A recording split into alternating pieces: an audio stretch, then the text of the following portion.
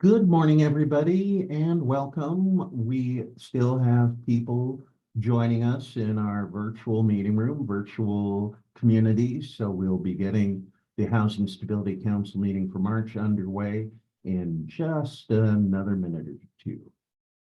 Thank you for joining us today.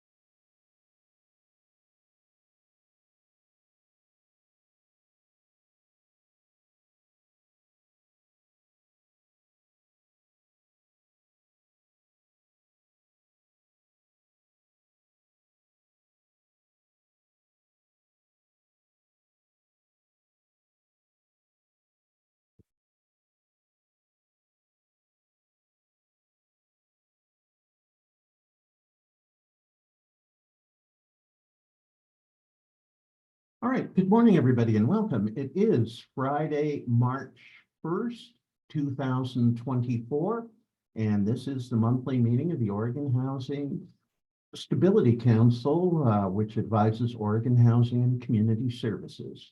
So first off, could we have a roll call of the council to establish a quorum, please? Thank you, Chair Hall. Councilmember DeFontorum. Present. Chair Hall. Here.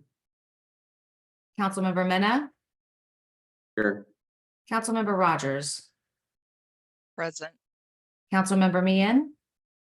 Here. Councilmember Rodriguez.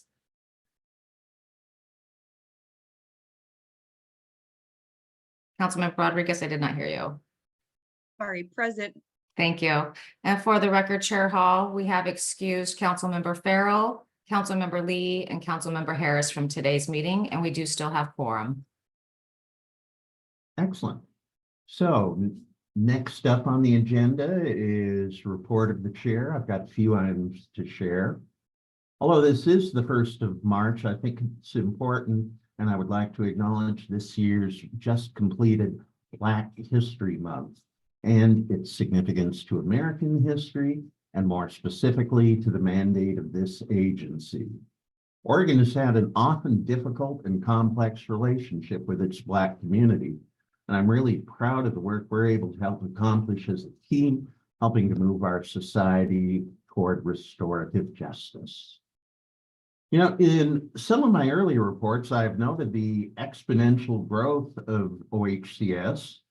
And today I want to reflect more specifically on the dynamic and important shift the agency is stewarding, expanding to increase more modular housing, take the foundation processes like the NOFA and give them fresh eyes to optimize them in a way that positions us to gain more efficiency in our pursuit for building more housing, and to see how the agency is centering community engagement and feedback. This represents change and necessary change. We as a council Also, continue to remain hopeful that we'll see progress on the federal tax bill. The House of Representatives has passed the Tax Relief for American Families and Workers Act of 2024. And important to note, that bill includes the restoration of the 12.5% increase in housing credit authority and lowers the bond financing threshold from 50% to 30% for the 4% credits. This garnered more than 2/3 of the majority needed to pass the bill in the House. The take home is Oregon needs this bill. Now, before I pass things to Director Andrea Bell for her director's report, I want to take note of some new public hearing, public comment procedures we're implementing today. And let me just take a couple of minutes to go over that. As previously discussed, Council expressed a need for updating our processes in a way that holds fidelity to the law and responsiveness to the direction to ensure that the Council has time to focus on much needed business items. In accordance with ORS 456.561, the Council will provide public hearing time limited to Council decisions on awarding grants, loans, and funding awards. Commenters will be allocated 5 minutes per topic unless time is extended by the chair. We understand and welcome other public comments relating to other topics not on this month's agenda. Encourage that written comments submitted by either email or good old-fashioned snail mail, both those addresses and more background on this format change will be found on our webpage. So with that, I'm going to say thank you all for being here and turn to Director Andrea Bell for her report. Well, thank you for that. Good morning, Chair Hall, members of the Council. It's good to be in virtual community with you this morning. First off, I have a few updates to share. We haven't had an opportunity to really engage and provide concerted updates pertaining to the 2024 session. So I'll run through a few kind of key things that I think are probably most critical for this Council to be aware of, both on investments that are set to come to the agency for administering, but then also for other just housing related investments for the Council's awareness. Before I run through that, I will take the moment that I will always, which is to continue to stress the importance of the tax bill that is in front of Congress right now. I know each of you individually and collectively know the importance and have been incredibly gracious in allowing me to continue to repeat that every single month. But I think we all are realize the criticality of lack of affordable housing, what that means and how that manifests to the people that we serve every single day. And so we have a moment that is a real solution, a real viable solution, and it is a window of opportunity that certainly isn't our last, but we certainly don't want that window to close without that tax bill passing. So we will continue to provide verbal updates and written updates, both at our monthly meeting and then in between those meetings where we need support, guidance, and then just for general awareness. But just know that we are tracking it oh so closely every moment of every day and continuing to use our voice and lean on the critical voice of our partners who do this work, who make it all possible every single day as well. So we'll continue to keep you apprised of that. So pivoting to session. So certainly the 2024 session is in full swing and has been since early February 5th to be exact. Session closes out March 10th. And at that point, we will reach sine die. So we've got unbelievably 9 days left for the 2024 session. Staff across the agency have been working incredibly hard to not only on the day-to-day stuff that is incumbent and as part of the work that we do, but also have been working to review bills, providing fiscal impact statements, offering testimony, being engaged in giving presentations, advocating for our agency, and certainly the needs of the people that we serve at the Capitol. We've been doing that alongside so many of our partners, and so certainly grateful for that labor of love. We know that this session, just like all sessions, they are a full lift, and this one continues to be just that. Just yesterday, we saw the passage of two of the session's largest housing bills on the Senate floor. So Senate Bill 1530 appropriates $112 million to the department. Within that $112 million, it includes resources to the tune of $65 million for shelter operations and housing-focused services. It includes $34 million for homelessness prevention, specifically with a 30% set aside for culturally specific and culturally responsive agencies. I think the council is aware that this has been not a new sort of investment in terms of the set aside, but I think as we're looking for progress and inclusive progress, this will be, it'll be incredibly important to make sure that we have express set aside for our culturally specific and culturally responsive experts. It also includes $7 million of additional homelessness prevention funds to our partners at the Urban League of Portland. And then it also includes $1 million to be administered by partners over at Seating Justice to provide grants to community organizations to support tenant resources and education in anticipation for expiring affordability. I know we've talked a lot about the different forms of preservation, the criticality of preservation investments. I think this specifically gets to sort of the tenant engagement side of that, both engaging with supporting tenants in those instances. Senate Bill 1530 also includes investments related to housing, but are beyond OHCS and do intersect with the work that we do. So there's about over $80 million in housing related infrastructure funding to local communities across the state. While perhaps not a conversation today, but I imagine will be part of the future conversation that we continue to do is the intersection between housing and the economy, the intersection between housing and infrastructure. So in addition to having safe, quality, affordable housing, we also want to make sure that the structures such as water, sewer infrastructure, when people turn on their water, they get clean water. And some of those other necessary components that make not only housing, but just life livable and healthy for all of the folks that we serve. There are also project-specific developments to some of our key partners. So there is $25 million to our partners at Albida Vision Trust, a little over $1 million to the Center for African Immigrants and Refugee Organizations, and then about $3 million to the Center for Intercultural Organizing. There's also some additional climate and energy housing solutions included in this, as well as also recovery housing. I think one other thing I would also mention is we also saw the passage in the Senate of Senate Bill 1537. So this is Governor Kotek's bill, which offers a number of critical tools to increase housing production across the state. So included in that is $75 million to establish a revolving loan fund at OHCS, which would serve as a partnership. So this would be a state and local jurisdictional partnership to facilitate the development of moderate income housing. So that's 120% AMI and below housing.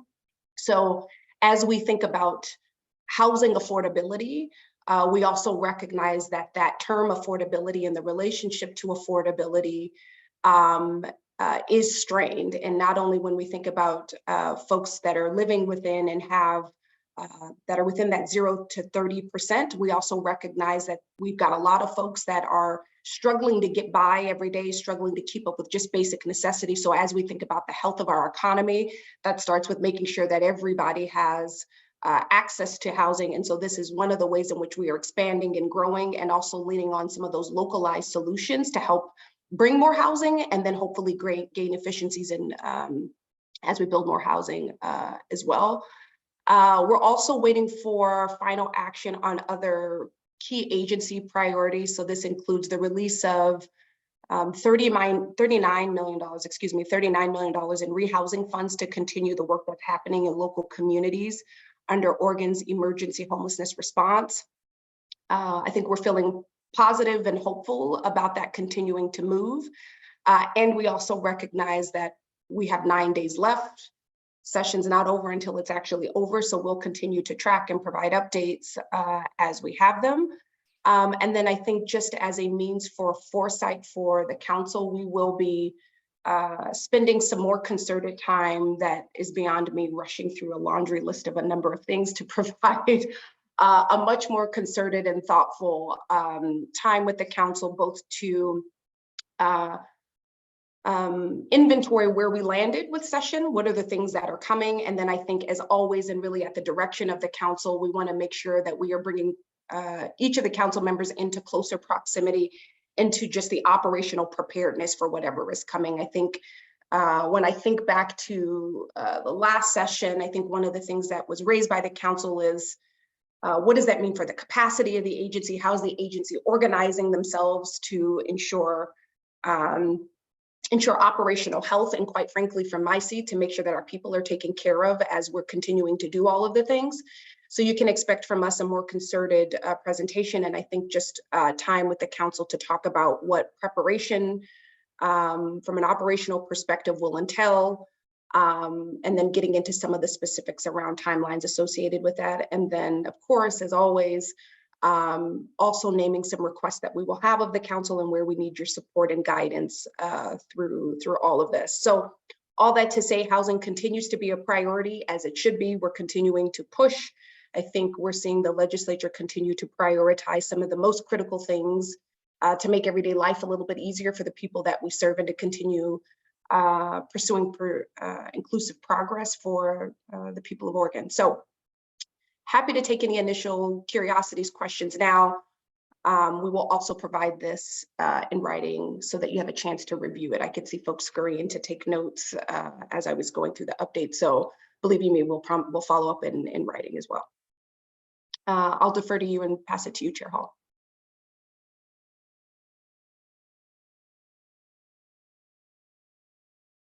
Chair, it looks like you might be on mute. Yeah, thank you, Director Bell. My apologies.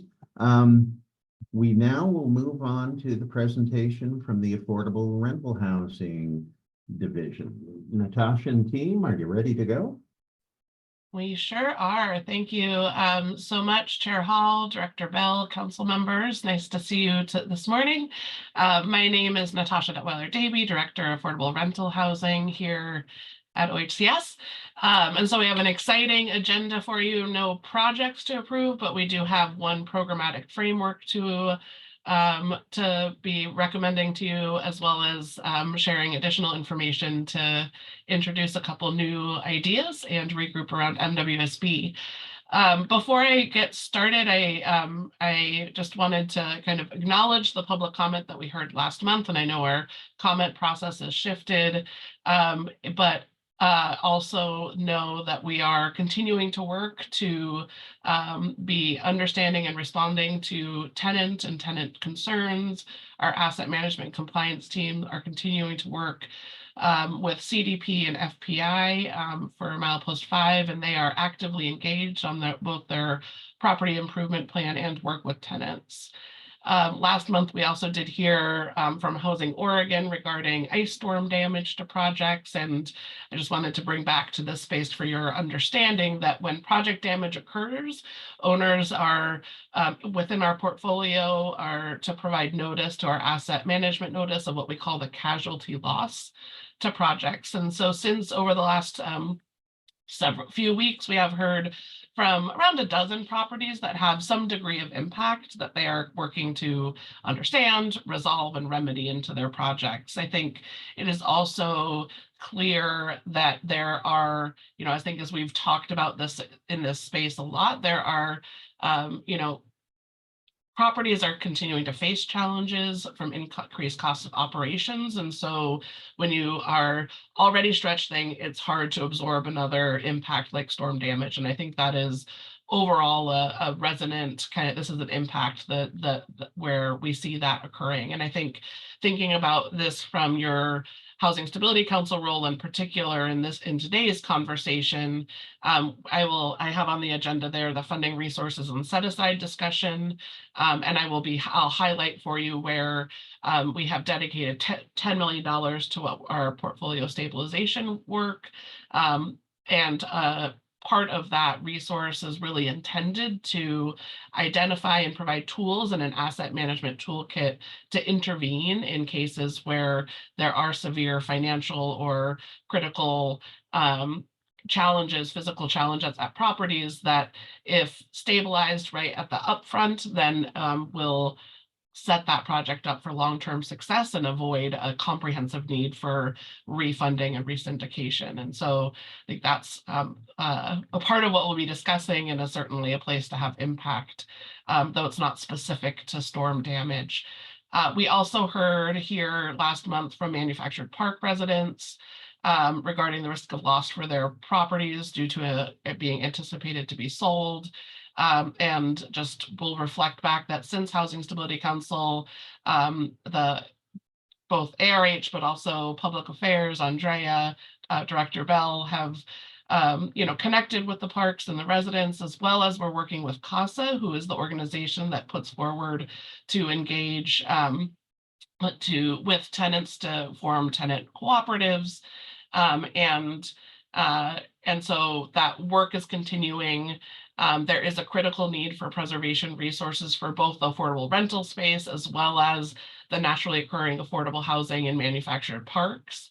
I think the place, and we also have a Community Development Finance Institute, CDFI, the NOAA, that has an acquisition program for manufactured parks to step in critical time-sensitive situations. So to help that initial acquisition while they seek permanent financing.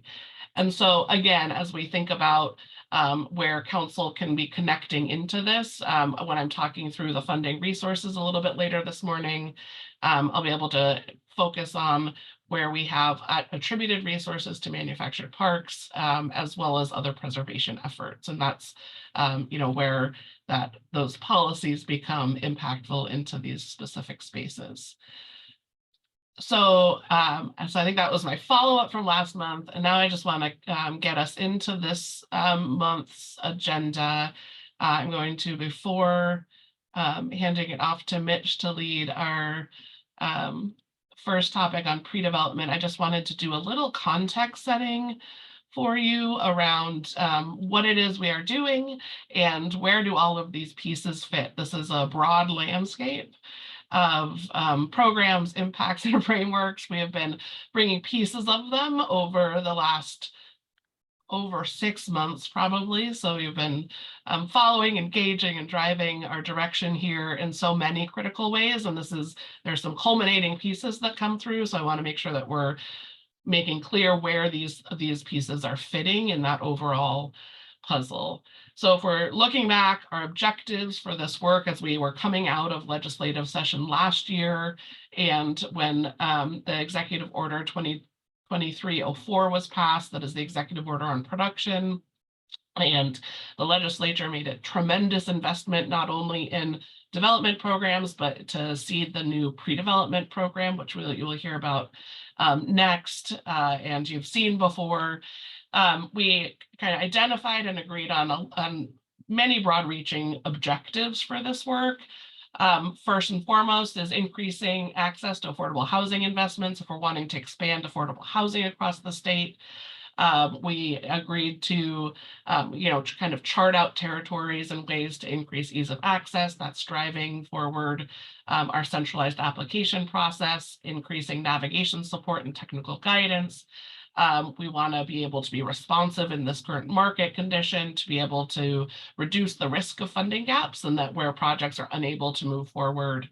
And so that informs some of critical pieces of that application process, but also as a driver for standing up the pre-development resources that Mitch will be talking about next. And the idea is there, if we're wanting to make final funding commitments a little bit later in the process, and we want to grow our pipeline, a pre-development resource that lets organizations be able to get some of that diligence done without having to have final financing and or use their own resources, or is a driver for that pre-development resources.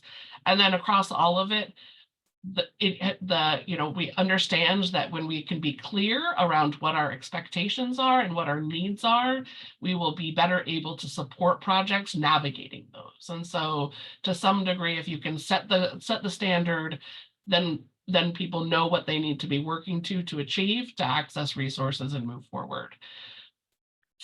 And this was I think included in, as we have gone through the last 6 to 8 months of really comprehensive engagement, getting a lot of input on lots of different factors, and aligning that with our objectives. It pulled out what feel like our values. So as we're looking at making decisions, what are the things that that should inform and drive where we land on those decisions when there are trade-offs that we're looking at. So first, of course, is production. We need to expand production. We need to increase the amount of affordable housing in communities. We want to have, again, clarity, so predictable and available resources to do that. We need to do our work in a way that is deliberately tenant-centered. We need to serve the state, which means that we need to be able to put resources and make sure there's capacity in communities statewide to support housing production. And across all of it, we need to lean with an equity and racial justice lens, disrupting impacts of systems that have prevented access to resources from both a tenant perspective, but also organizations and also our systems. This all navigates into this, new at the bottom here, the new centralized application process, more aligned with the cadence of a development process, and taking out that blue box on the top where we have one place only where we're looking at doing this. And so in the context of pre-development, which you will see next, that is the idea that when we are doing this project commitment later in the process, there would be resources to allow organizations to really get all those ducks in a row as they are reaching up to that point. And I think the landscape of equity and racial justice across all of this programmatic work is something that we've spent a lot of time in Housing Stability Council talking about. And I think, that means that there's lots of different ways that we talk about it within each of the different lanes that we bring you. But we're looking at equity and racial justice both from a meeting tenant need perspective, as well as looking at organizations. And so as we are looking at around the pre-development resources, thinking of those as financial investments where we have deliberate set-asides and access to make sure that we are aligning to support culturally specific organizations. When we are looking at MWSB, which will also be discussed today, again, that's another set of requirements underneath that financial lens. And so I think with that, I'm going to hand it over to, I will stop my share and I will hand it over to Mitch to bring forward the pre-development. This is one which I probably am repeating what he's going to say, but we have introduced this over, we've discussed it and introduced it a couple times here in Housing Stability Council space. So today are looking to get recommendation to move forward with the framework so that we can really be working to get into the place of finalizing all of the programmatic work that will be needed to be existing before we can actually deploy the program. And so, Mitch, with that, I will hand it off to you. Thanks, Natasha. Good morning, council members, Chair Hall. My name is Mitch Panush. I'm the Senior Policy Analyst for the Affordable Rental Housing Division. And as Natasha queued up, I'm going to be talking to you about the pre-development loan program, which has come before you guys before. And I'm hoping we can get an approval on the framework so we can move forward with kind of program implementation steps. So as a reminder, we received $9.7 million in pre-development funding from the legislature in the last session through House Bill 5511. This was kind of a new resource that we had advocated for, knowing that we were going to be changing our processes to this centralized application process and kind of increasing our readiness standards and expectations, acknowledging that some of that risk and upfront investment that previously organizations had relied on OHCS to be committing, they would need to take on themselves or find other resources for, and that might disproportionately impact smaller culturally specific organizations. And we wanted to ensure we had resources to support those organizations beyond what they might find in kind of the market environment. Several of the goals that we raised for this program last time we presented to you, just to refresh your memory, equity and racial justice, again, as sort of one of the key driving pieces behind advocating for these resources, focusing specifically on how we can drive these resources towards culturally specific organizations, and thinking about how we can equitably serve folks who would be the most disproportionately impacted by kind of our shifts in process and shifts in expectations. Also thinking about impact, how can we support more projects getting to that readiness step in the process, projects that might not otherwise be able to do so, and generally expand our pipeline to include more projects in more places by more developers. Alignment, thinking both through our centralized application process. So how do we make this streamlined so folks that are accessing resources are able to kind of move and flow through the rest of our process that we're establishing, and also thinking about alignment with external resources as well, other programs that exist in the market already for this, and how do we work together with those groups and those programs to kind of be greater than the sum of our parts. And then thinking about sustainability, acknowledging that $9.7 million is not enough to meet the need for pre-development in the state, and thinking about ways we can recycle this resource to the extent possible to support the program reaching more projects and more organizations than it otherwise would be able to. So the framework that we proposed and has remained pretty similar to the last time we saw it has two separate programs within the pre-development loan kind of umbrella. First is this project feasibility loan program, which is restricted specifically to tribes or small organizations. And those small organizations must be culturally specific organizations or organizations that primarily serve rural communities. And then there's the pre-development loan program, which is kind of the larger kind of standard typical pre-development loan product that will serve a slightly larger group of organizations, but still restricted to nonprofits, tribes, and housing authorities. So just to go again into some detail on each of these programs and sort of what the expectations are and what the kind of standards will be. The feasibility loan program is really intended to give some projects that otherwise might not be able to afford it out of pocket, and an early injection of cash to allow them to pay for some specific cost that helps them prove out the feasibility of a project, whether it's going to be worth pursuing a larger loan, worth kind of going down the road to talking to lenders, talking to us about applications potentially. How do we kind of get into that project early and support them in proving out that feasibility? It's a very kind of, again, small loan amount. We expanded the loan term to 5 years to allow some more flexibility for folks that might not be able to immediately cycle into roll this into another pre-development loan or achieve construction financing right away. This might be the beginning of a long-term process for them. So acknowledging that, we extended the loan term to 5 years maximum. Are trying to be more clear about forgiveness opportunities at this point. This is sort of a product that we feel is inherently more risky, and the organizations that we're going to be serving are more at risk of potentially being burdened by debt if they aren't able to pay this back. So working out sort of what that language would be in our program manual and kind of legal docs is something we're actively working on. Also adding in here a little bit of context for our process. This has been a huge part of our conversations the last couple of months, is sort of where pre-development fits into our broader updates in the kind of centralized application process. This would typically take place early on, either to complete kind of key criteria within our intake form that sort of prove out that you have a real project concept in place and are ready to begin a real application process. And then, so some of those criteria or expectations, at least, not necessarily criteria, would be helped by having a feasibility loan potentially inserted into the project, which also just feasibility loan application is going to be very small. It's going to be a very high level review, trying to move quickly to inject resources as fast as possible.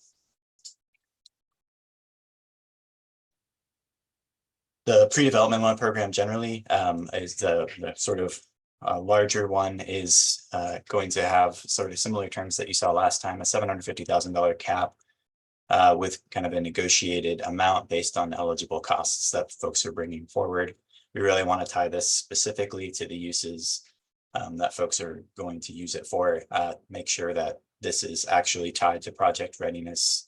We want to support projects in getting to that point, not just sort of provide a loan for no specific purpose. So really be kind of cognizant and upfront and eyes open about what this is paying for and how that how paying for those things is going to get that project in a place where it would be ready to proceed and can secure that construction financing. We think that'll give projects a better chance to succeed and will give us a better chance to continue operating this program and revolving funds back into it.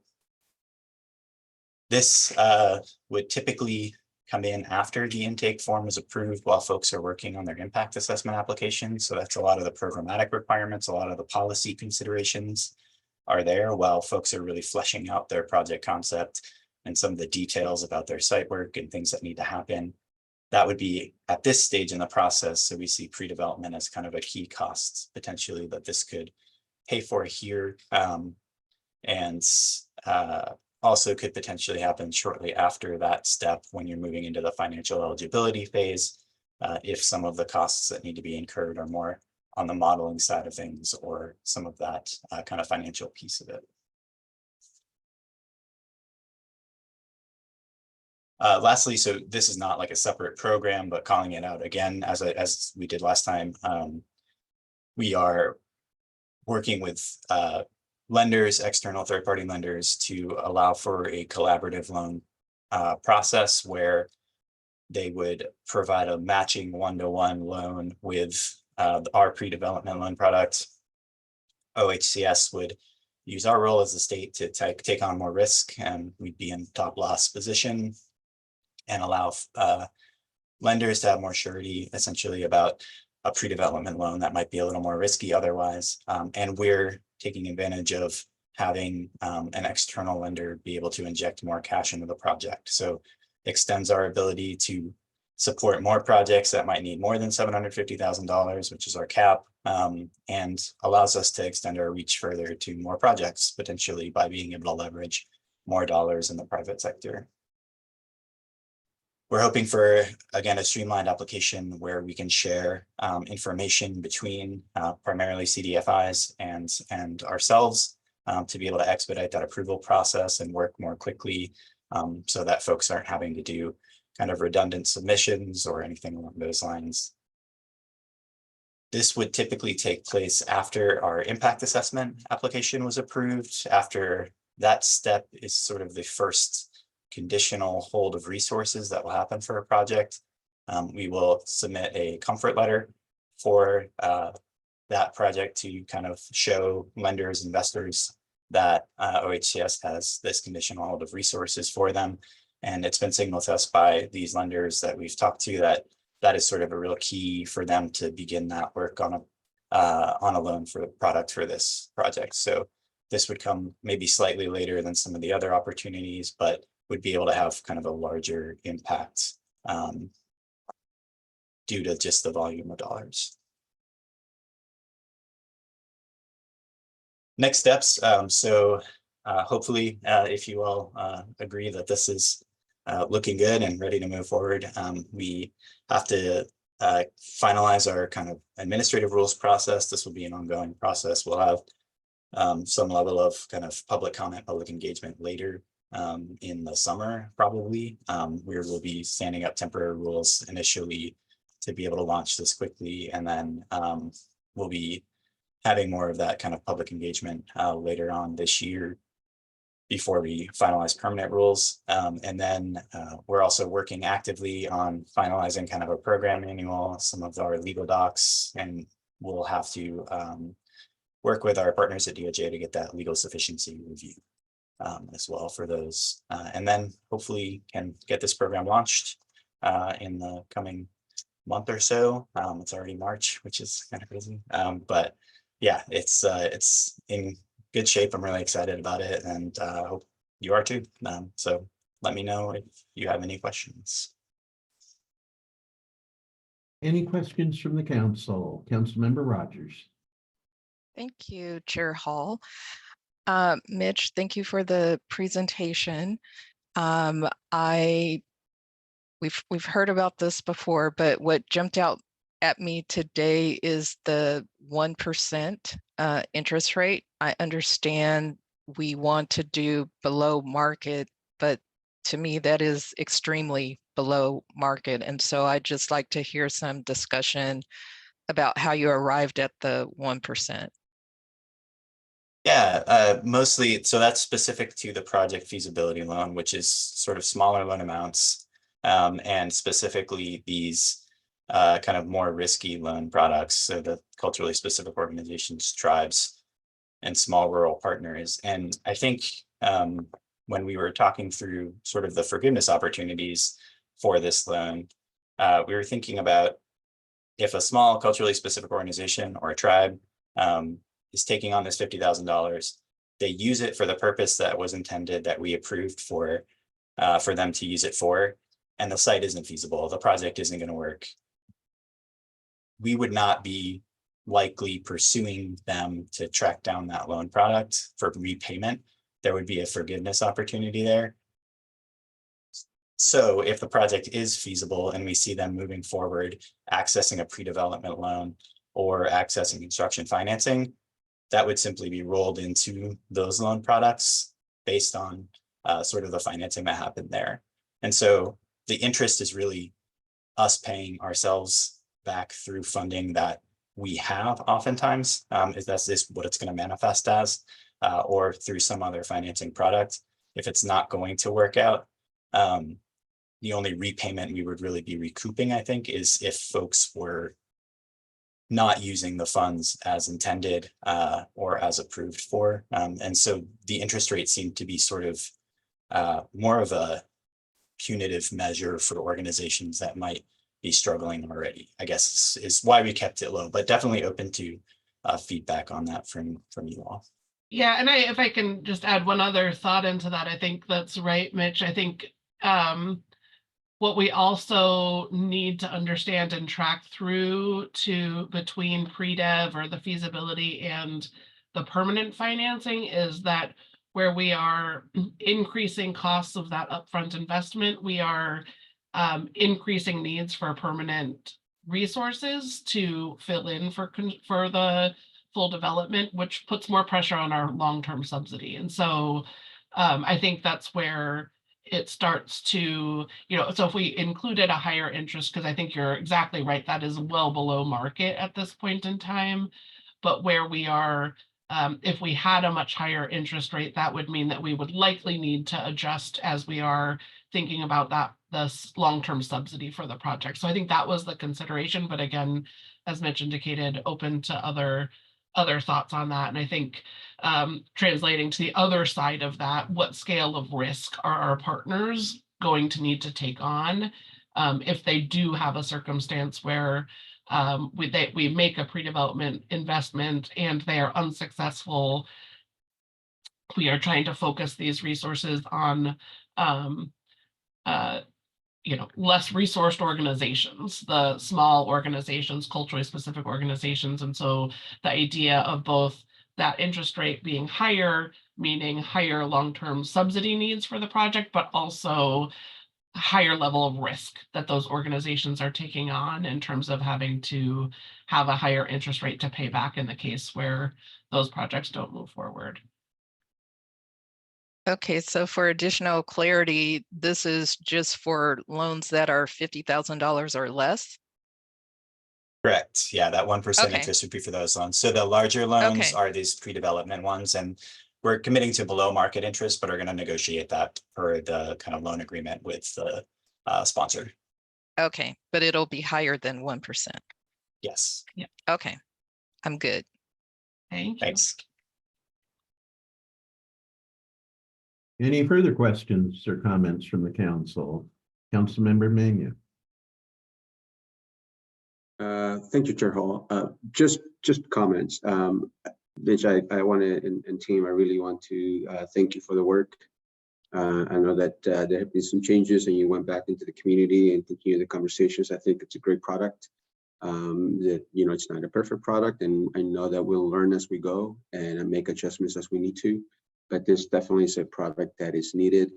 And I'm really looking forward to having that out in the street so that some of our nonprofit partners can use it and not worry about all the risk that as much on the risk that they have to take on this project. Thank you.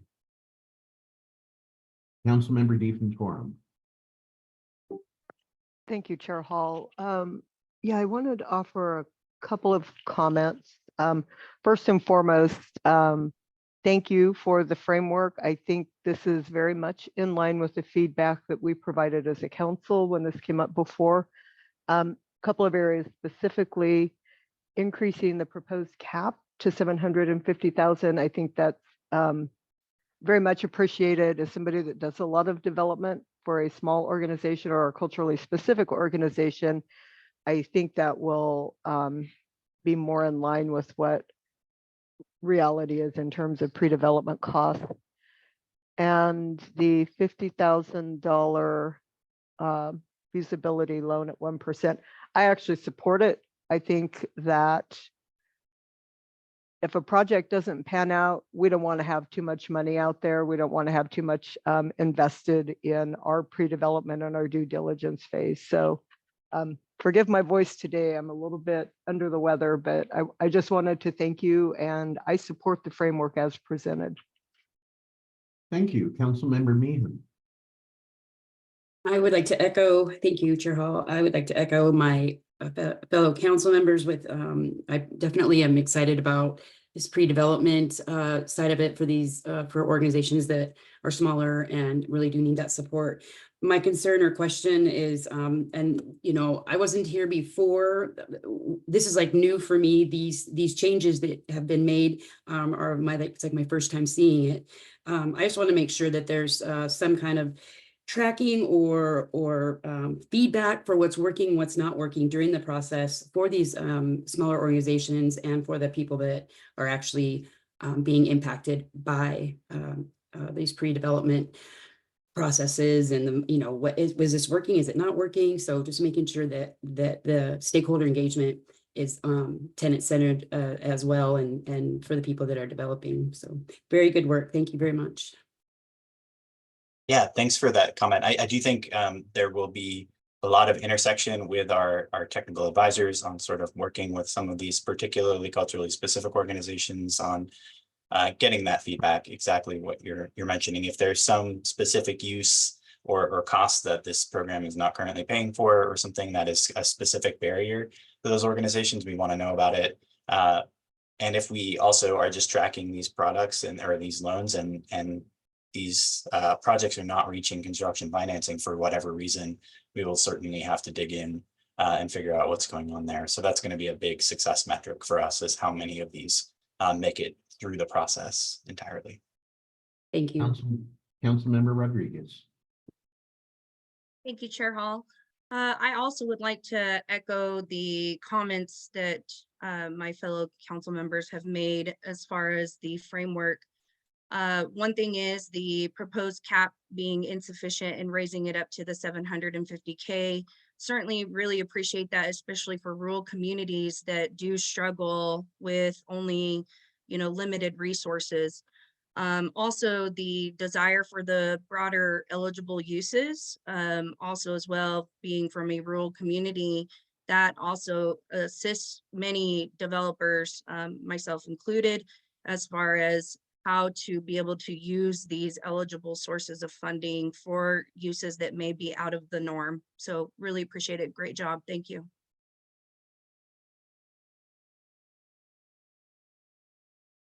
Okay, anyone else?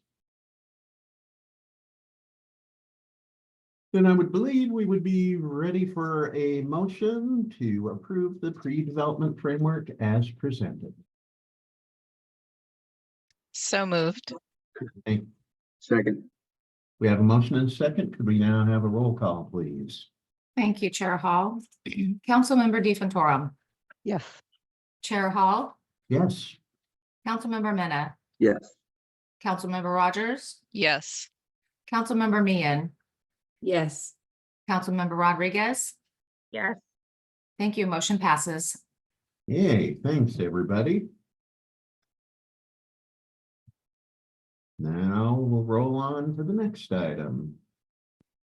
Great. And so our next item is a follow-up on our MWSB program or effort initiative. I think that's probably the word I should call it. And so we have Claudia Cantu, our MWSB program initiative lead, to be able to share this. And again, thinking about all of our equity and racial justice strategies, our expanding development strategies, MWSB is obviously a critical piece of that overall picture, in particular around driving financial impacts. So Claudia, I'll hand it off to you.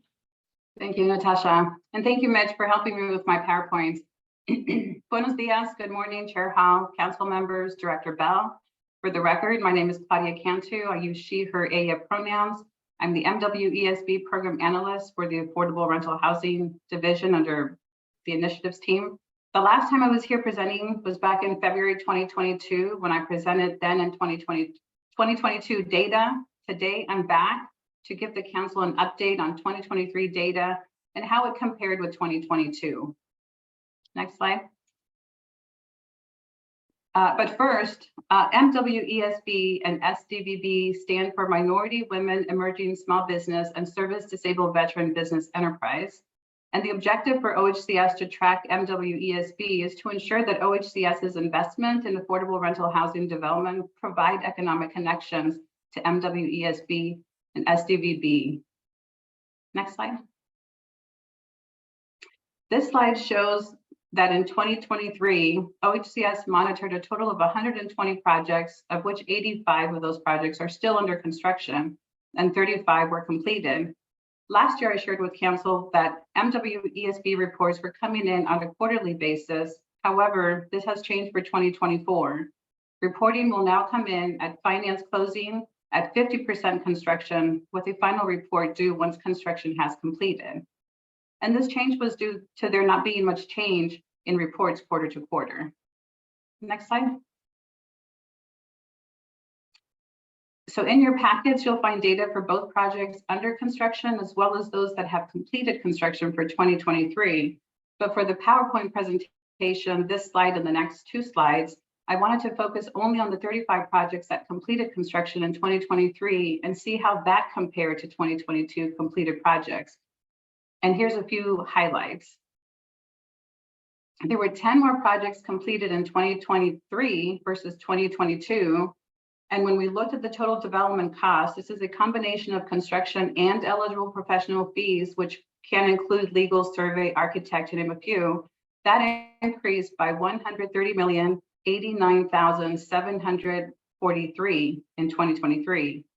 The total MWESB awards increased by $48,037,829 in 2023. When we look at service disabled veteran programs, that also increased significantly in 2023 by $8,175,731. And when we also looked at disadvantaged business enterprises, that also increased by $701,465 in 2023 versus zero in 2022. Next slide. And as to firms that were hired, a few highlights here. Overall, there were increases across all the programs, with minority, women, emerging small business showing a larger increase for 2023. And we can see figures for service disabled veterans and other disadvantaged business enterprises that were low, but I see that as opportunities to work towards increasing the figures when we continue to do peer learning workshops. Next slide. And when we look at the demographics, some highlights here, overall, again, there were increases across all the demographics, and in some cases remained the same. Hispanics, African-American, Asian, all increased, while African-American, Native Hawaiian, Middle Eastern, and other DBE were either low or remained the same. And again, this is an opportunity to work towards increasing figures by seeking resources during peer learning workshops. Next slide.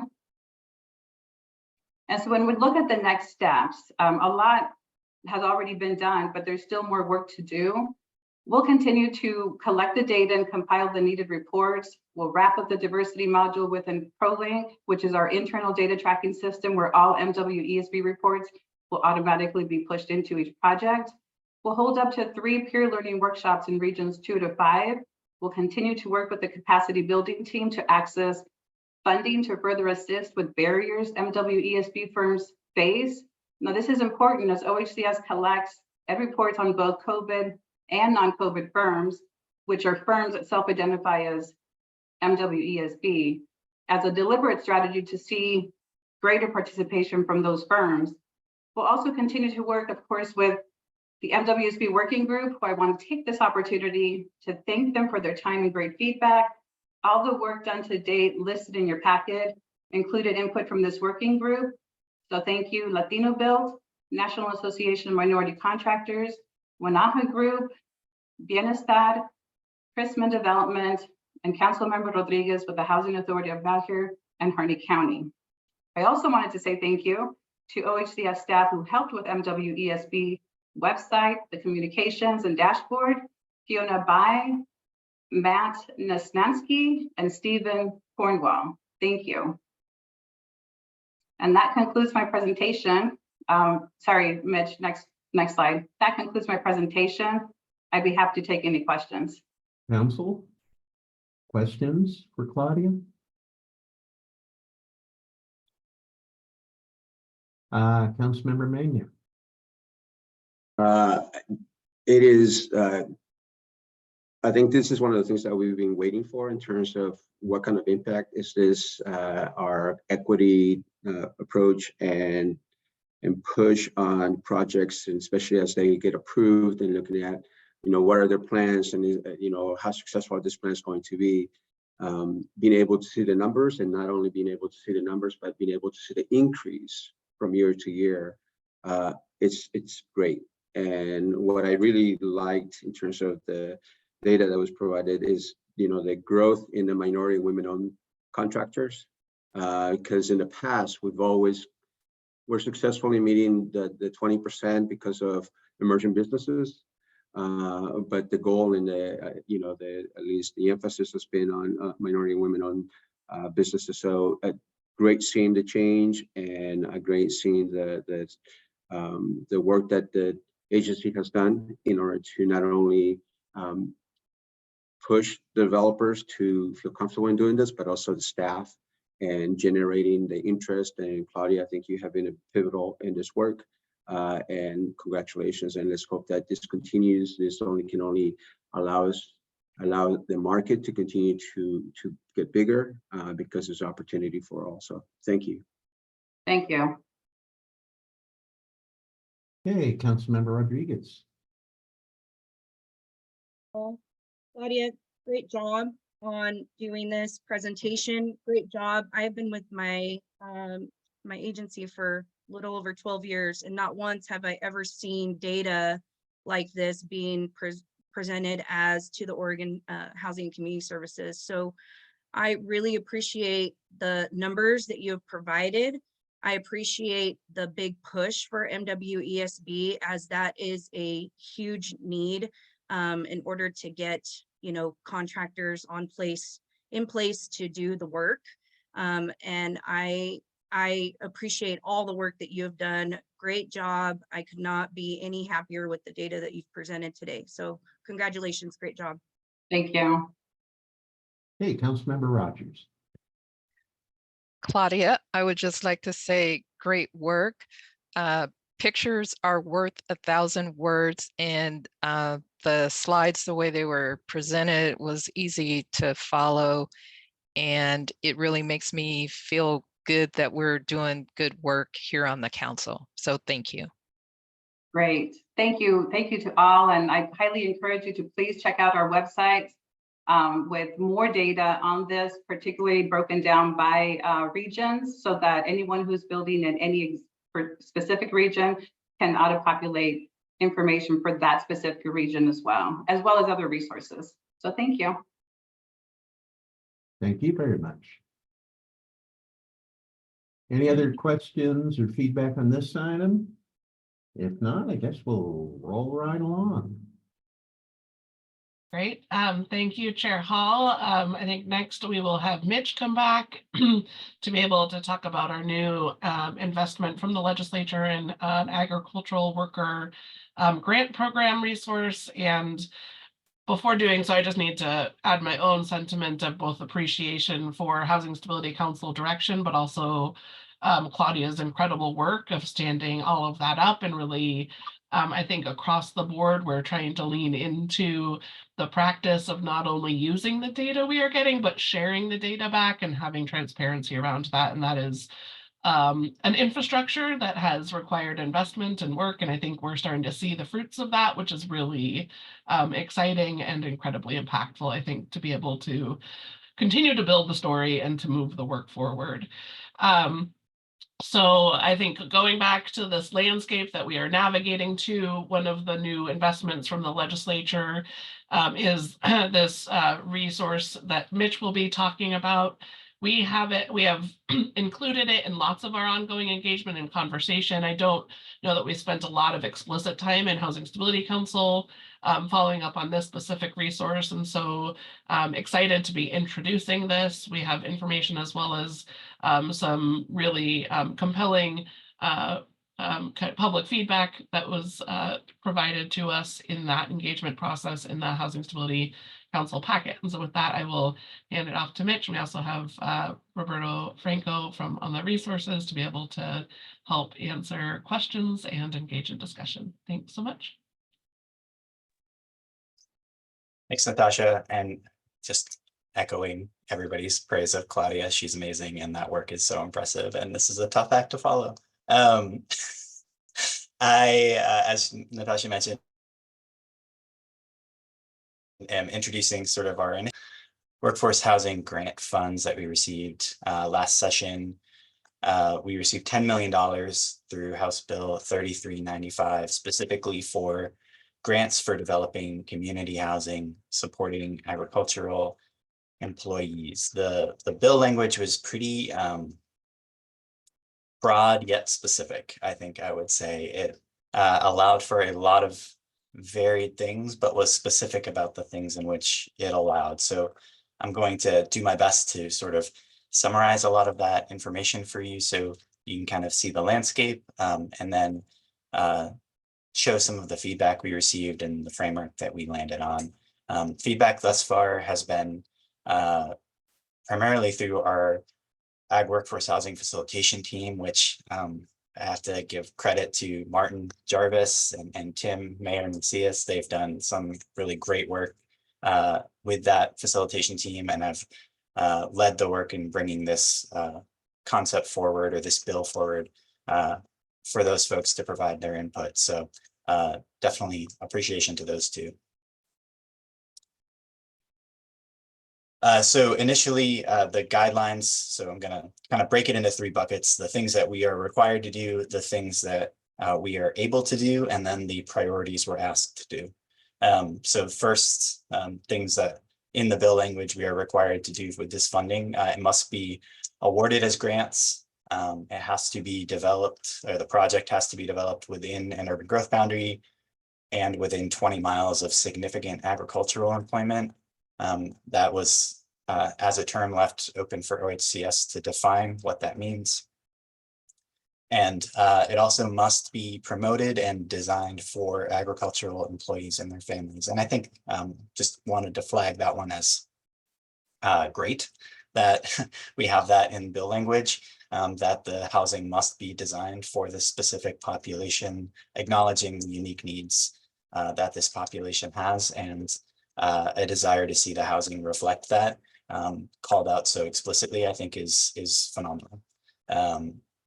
It also is required to be a multifamily dwelling or a cluster of buildings, so nothing explicitly single family is allowed with these funds. Options, so what this fund may be used for, were called out in the bill, and again, sort of broad but specific. We are allowed to use them for both development capital funding or pre-development costs, which obviously, as we talked about earlier, is a really critical need with our new kind of funding process. Also having more development capital for these specific types of projects is really critical too. So leaving it open to both of those. There then were like three options provided for housing type.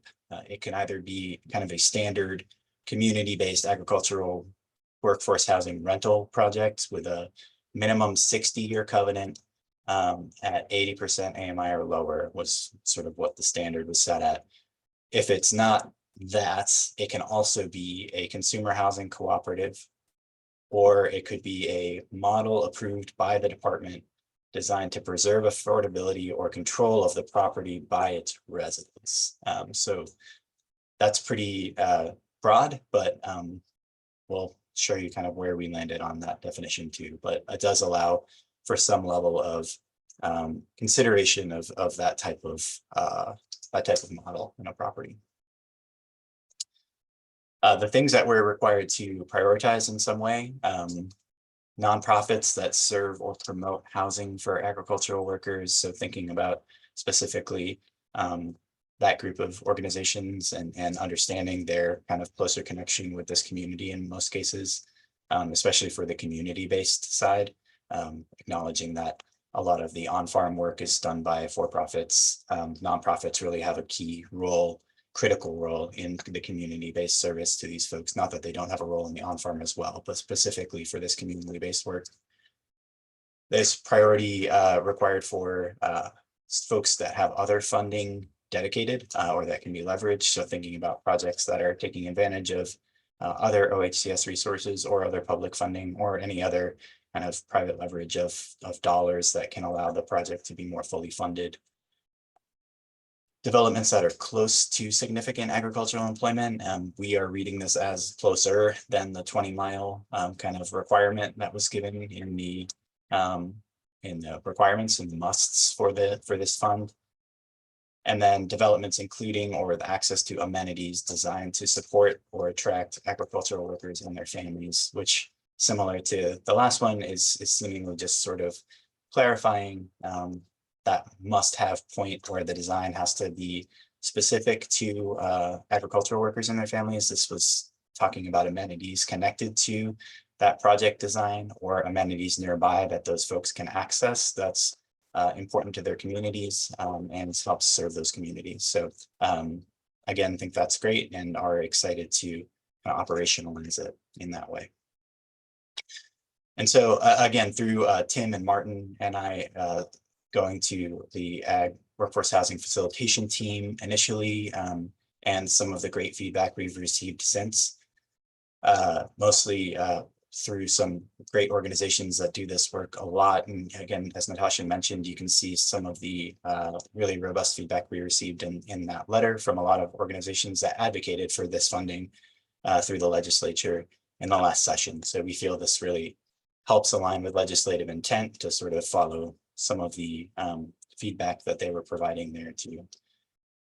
There was a focus on affordable rental housing development. So thinking about the real housing crisis generally, but specifically for this population and these workers and their families, and thinking about how we can have the greatest impact with the resources provided.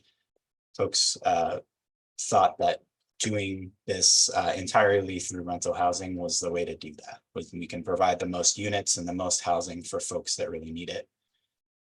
There was also interest provided sort of from a separate tack, mostly at the facilitation team, in aligning with asset building opportunities. These two aren't necessarily in conflict, but they are sort of generally different models. So thinking about how we can balance continued focus on rental housing with some of these asset building opportunities was something we're trying to work on through this framework, as you'll see.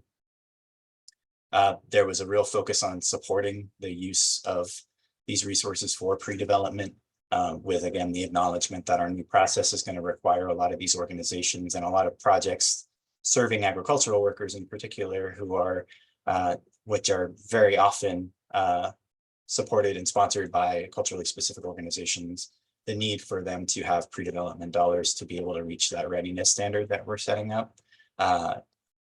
there was also a consideration explicitly of meeting that priority for culturally specific organizations who are really embedded in that community and representative of that community being given these resources to support that community.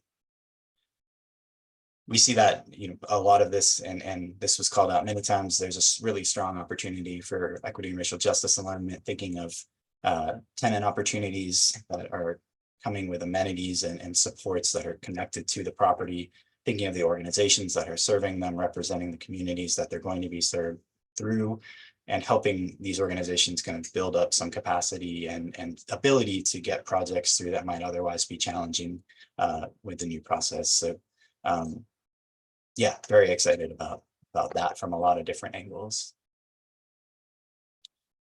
So our proposed framework that we're introducing today sort of tries to balance a lot of that input that we've received.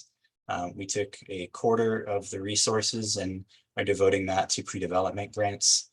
Again, these have to be provided as grants through statute, so it would look slightly different from our pre-development loan program, and that it would not be a revolving product, but we feel this would help support at least several organizations in getting to that readiness standard that are doing really critical work in the community and are absolutely supportive of that. And we intend to mirror the pre-development loan program internally, mostly for ease of deployment. We can sort of just operate through the same kind of avenues that we're establishing for the loan product, but provide it as grants and ensure that it's specifically for projects that are serving culturally specific organizations or serving the agricultural workforce. Development grants is where the other 7.5 million is going to be held. So most just capital funding or development funding. We are setting aside 2/3 of that 7.5 million for projects developed by culturally specific organizations, acknowledging that feedback and acknowledging the importance of those organizations and serving this community in particular. And we're also allowing that set aside to be used by projects located in rural communities. So by CSOs and or located in rural communities, trying to get at that legislative intent of adding that clause about being close to agricultural employment centers. So folks that can kind of develop projects that are maybe a little bit further out from kind of the large metropolitan areas, but closer to the work centers for these organizations while still being within a UGB and community based. So not kind of outside of the communities that they're trying to be housing these folks in. We also, so the remaining 2.5 million can also be used for by sort of anyone that wants to serve agricultural workers. And we're allowing the ability for folks to do any of the uses or the housing types called out in statute, including the kind of cooperative model.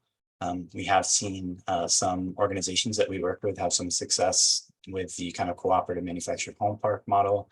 And if they are able to show that that would be dedicated to serving ag workers and their families, we are absolutely supportive of those types of projects coming in. I think to be reflective of the kind of desire to focus also on the most kind of new units, net new units for housing these families, acknowledging that the housing crisis, we do want to kind of limit that to $2 million of the available resources so that the rest can go towards the kind of rental housing projects, but are excited about potential opportunities to do that model with these resources. So next steps, we're gonna get your feedback today and integrate that. We are, I think Tim and Martin and I are going to bring this back to the next Ag Workforce Housing Facilitation team with that feedback in mind to have a conversation there and sort of see what their feedback might be on this. And then once we integrate that feedback to the best of our ability, we will return to you for hopefully approval of this framework. Any questions? Questions or comments from the council? Councilmember Meehan. So thank you, Mitch, for your presentation for this. I think that funding specifically towards agricultural workers housing is awesome and a really, really needed thing. My question has to do with the consumer housing co-op versus the community-based co-op. What is the, I mean, are these partnerships with each other? Are the consumer housing co-op, is that like developers or is it nonprofit organizations? So I'm just kind of curious on what the difference is, or are they in partnership? Are they individually, if you're going to do community-based only, or how that works? Yeah, these were called out explicitly in statute as the possible models. With this language, I think I'm not positive what the actual definition in statute was for these models. We sort of saw this as a specific flag for those manufactured home parks for the kind of tenant-owned model supported by some of the corporations that we work with, but are kind of open to other types of cooperative models too, if they meet this definition. I know we've seen a couple, some movement towards other types of kind of equity sharing modeling out there. And I think if folks can make it work, we're open to allowing it for this kind of type of funding, as long as it's serving the community in question. Yeah. I guess my concern is that with consumer based cooperatives that interest and out, like they have fees, is it like an HOA, that kind of thing, just to be mindful of commercialized co-ops being part of the community, because the community should be a part of it, I think. And I have a tendency to be a little leery of commercial based businesses being a part of something like this, as far as making decisions on what's going on there and stuff. Yeah. Thank you for that, Council Member Meehan. Yeah, we'll dig in on the specifics of what that means and let you know if there's some kind of eligibility decisions we can make on that. Thank you. Thank you. All right, Councilmember DeFontorum, and hey, thanks for being a trooper and hanging in there with us when you're a little bit under the weather. Thank you, Chair Hall. I think that's kind of the beauty and curse of having grandchildren in the home. Every germ they come into contact with, I receive. Good problem to have, though. So thank you for the framework. I'm really excited about this. I feel like it's probably under-resourced. This is a good start, but I don't think it's going to scratch the surface in many instances. I just have one clarifying question. Is there a reason why single family homes are not included in this and it's multifamily?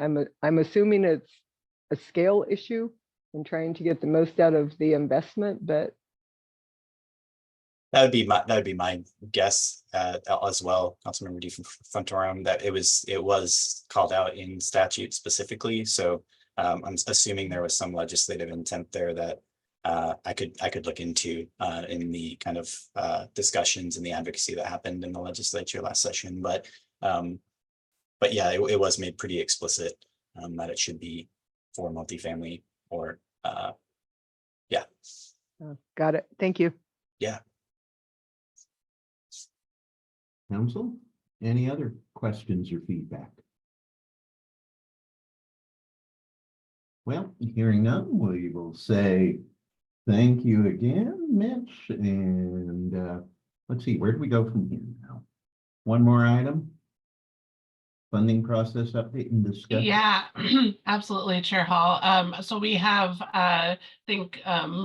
so we will be bringing back that agricultural housing resource at, I think, likely the next meeting to be able to finalize that so we can work toward deploying. And now you have me for the next item on development resources and set-asides.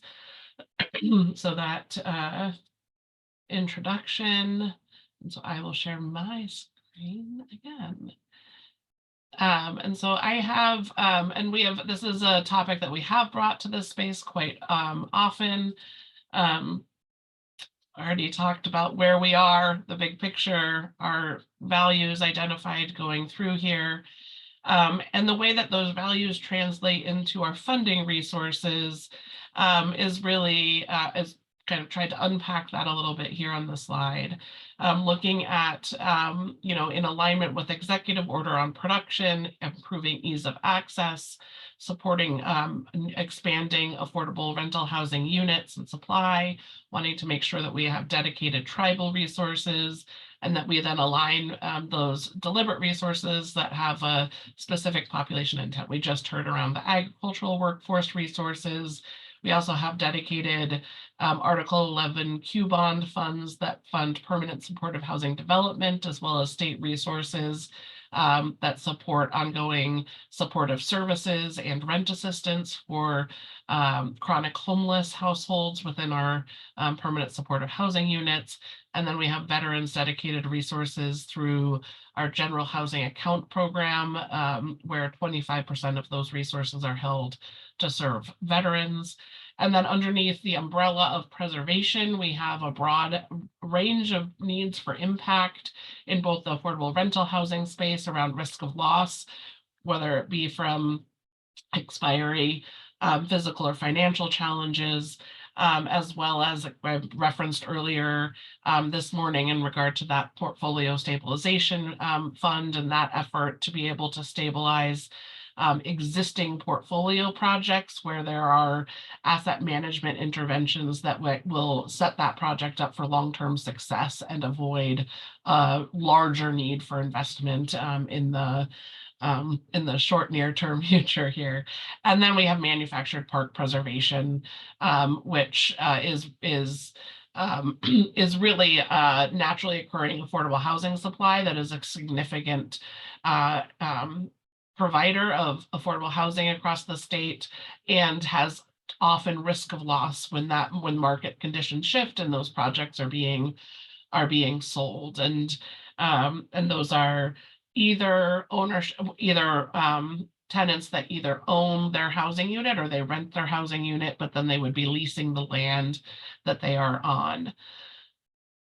So as we are looking at the recommendation around our 2024 resources, that is where we have aligned, you know, translating those values into the funding resources and the calendar,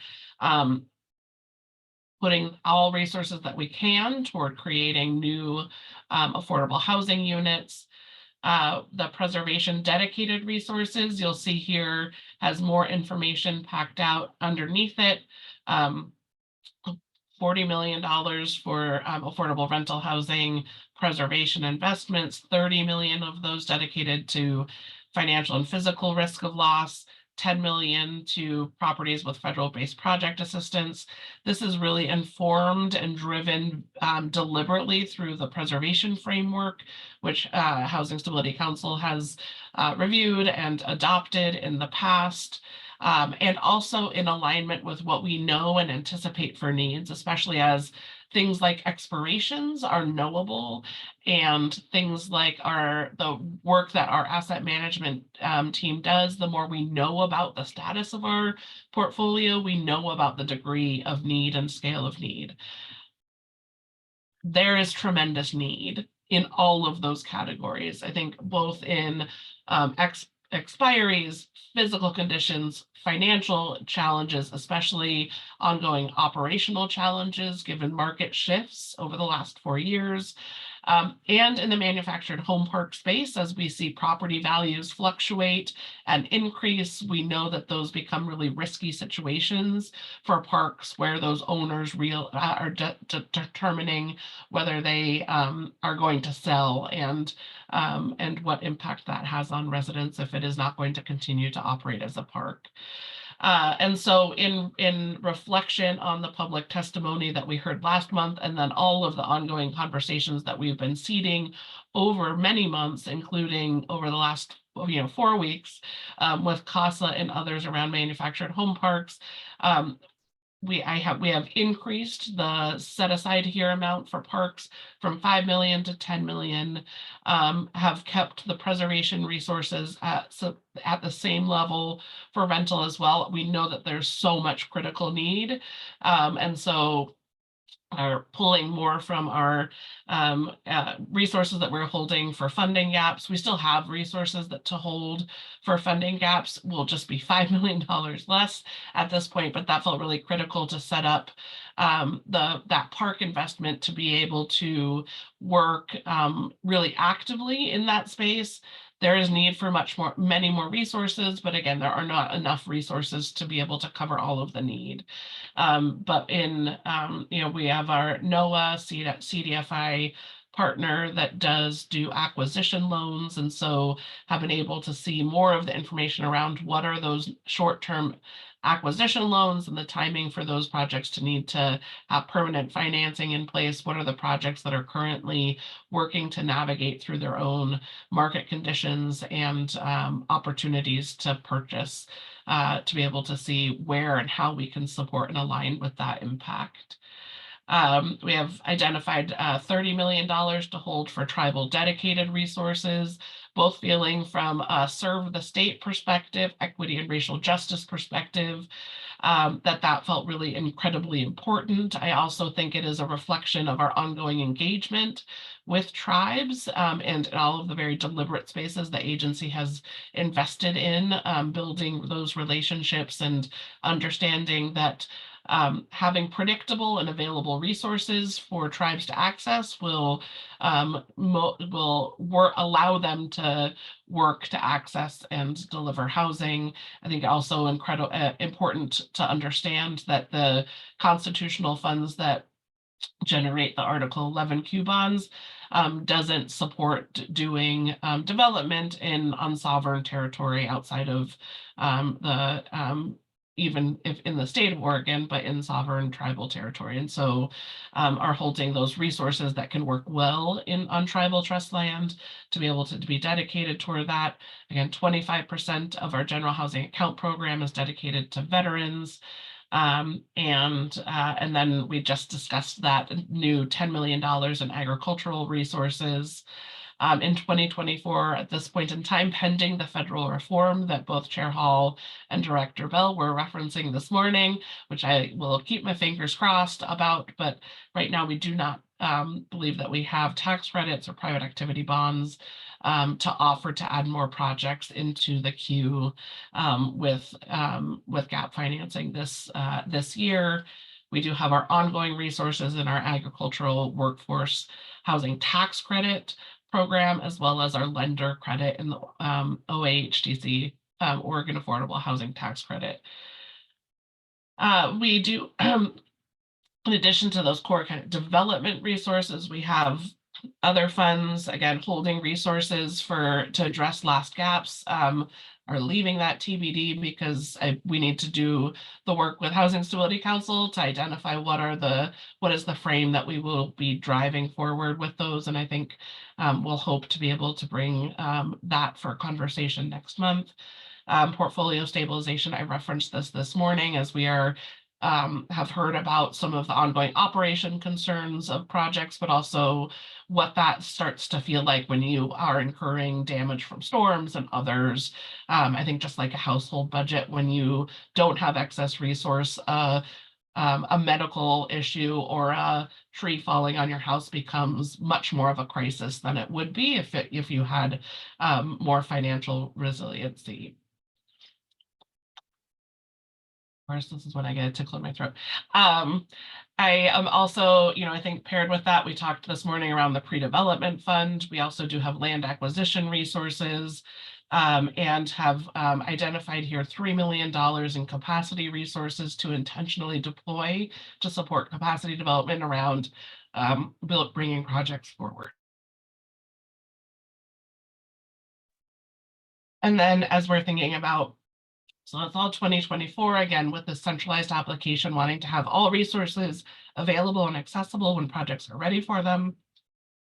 And so looking forward to 2025, are holding resources here listed, as well as anything that's remaining from 2024 would roll into 2025. So this is where we would be planning to be able to include and offer low-income housing tax credits. Those are TBD because we're not quite close enough right there at this moment. but would also be holding resources to be pairing with those. So gap financing that can be leveraged into tax credit projects.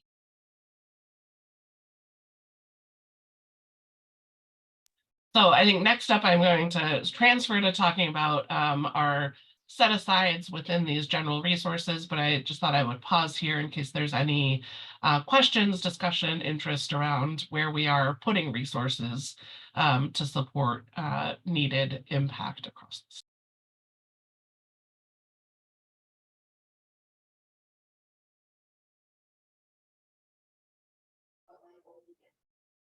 My apologies. I was muted. Councilmember Mena. Thank you, Chair Hall. Question, Natasha, in terms of the pipeline that you see and the PAVs and tax credits that obviously are not available this year. Hopefully there'll be some availability next year. How do you see, because it's my understanding that quite a few of those projects are looking for PAVs and tax credits. My concern is that there'd be a huge bottleneck right there. Yes, and so I think I think when we're looking at the resources that we're intending to offer here in 2024, those would be intended since we are not offering private activity bonds and tax credits, we're intending for those projects to go forward without them. And so what we're wanting to do is align resources to projects that can move forward. Right now, given the constraint on private activity bonds, though a project might be ready, if we don't have resources to meet that, they are unable to move forward. And we have a long list of projects that are in that case.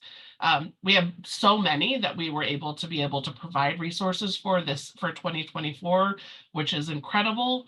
And we also know that as they are moving forward, you stumble and you hit and you have issues of cost changes and challenges. And I think what we need to navigate ourselves to is this place where we can be looking at those projects holistically and funding them with real good solid costs. And so I think that's the long-term place where we will land ourselves. And right now we're in this place where we have the queue built up of projects that have gotten their gap financing but don't yet have private activity bonds or funded, assuming that they would. And so we need to adopt and we need to integrate those two practices together. And this is a place where we will be doing it as we as we launch this application process. We will transition our engagement to really being around QAP, the Qualified Allocation Plan, and how will tax credits be integrated into this. And this was something, because we don't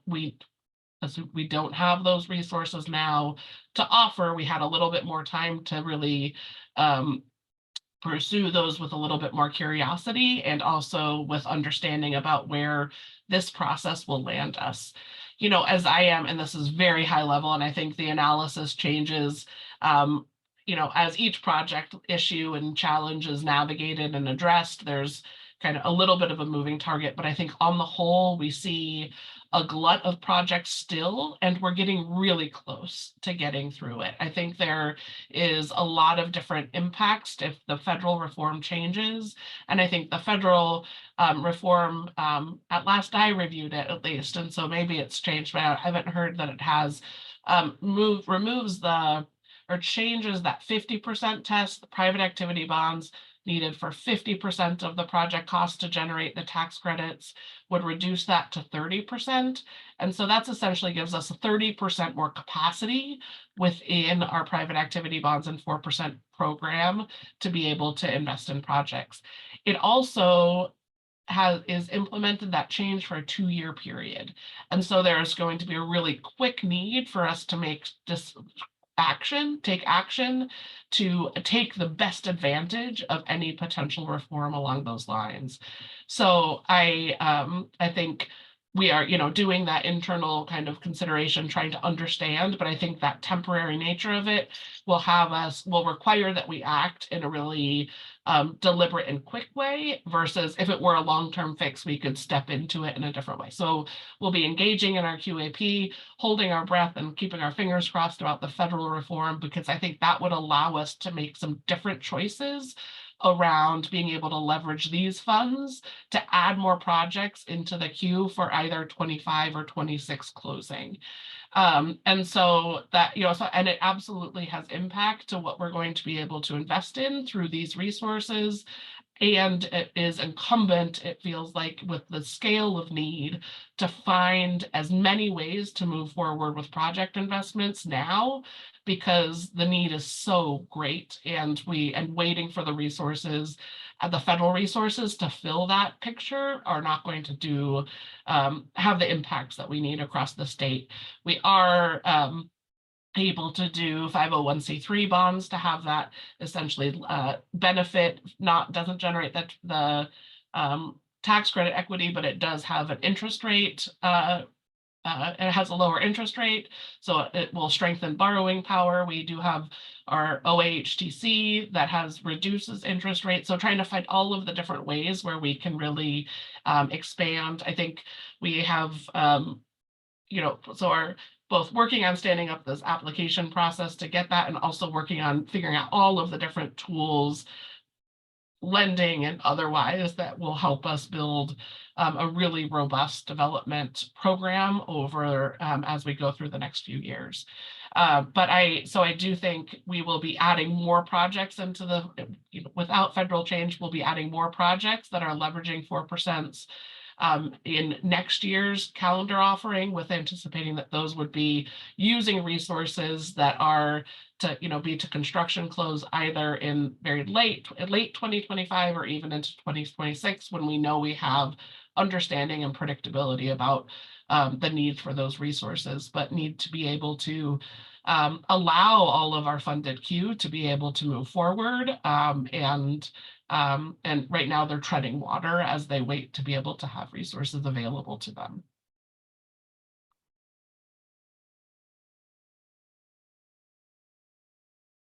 Any other questions? I'll just move forward to set asides. And I've talked about this. This is, again, the first time I'm introducing it in writing in the packet, but also bringing it here, thinking about translating those values into set asides. Where are we? So we talked about what are all of the resources we offer and for what types of purposes. Set asides is, where do we additionally want to make sure that we are having impact and protecting resources? And so two primary pieces of that connected to our values. One is largely around serving the state and equity and racial justice. We want to respond to impacts of systemic inequality. And so a set aside that focuses on culturally specific organizations. We also want to be tenant-centered. We know that nonprofits are a foundation and a network of supporting tenants and people across the state. So it is important that we invest through those organizations. We need all of the housing units, and we need nonprofits to be part of that statewide solution. And so wanting to hold resources for nonprofit organizations. We need to serve the state. Rural communities have been historically uninvested in, and so are focusing on, in those rural communities, nonprofit partners doing that development. And then we want to make sure we have production statewide. We want to respond by having geographic allocations, so making sure that we are doing investments in regions across the state. That is translated into a 25% set aside for those organizations. I think, so it translates to roughly $134 million. I think I'm trying to think of the things that we have updated and adjusted since our last council conversation, which was really helpful to be able to distill this, I think is largely that I think we're wondering, is the mechanic of this the small nonprofits in rural communities? Is the mechanic of this rural communities? What was it that was really resonant? And I think evaluating and reflecting back on the values and the why of this set aside have determined to evolve that definition to be nonprofit development in rural communities. Again, the idea is to be investing through nonprofit organizations that are deliberately tenant focused and thinking comprehensively around those communities and their systems, So whether it is a statewide nonprofit or a local nonprofit, that didn't feel as critical to that as that it is nonprofit and it is located, the development is focused on rural communities and having those intentional connections. We had previously talked around culturally specific organizations. This is not in symbolic partnerships, but these are in driving control of projects to be able to access that under that hat. And then geographic set asides, the remaining 70%, 75% of resources separated to serve communities across the state.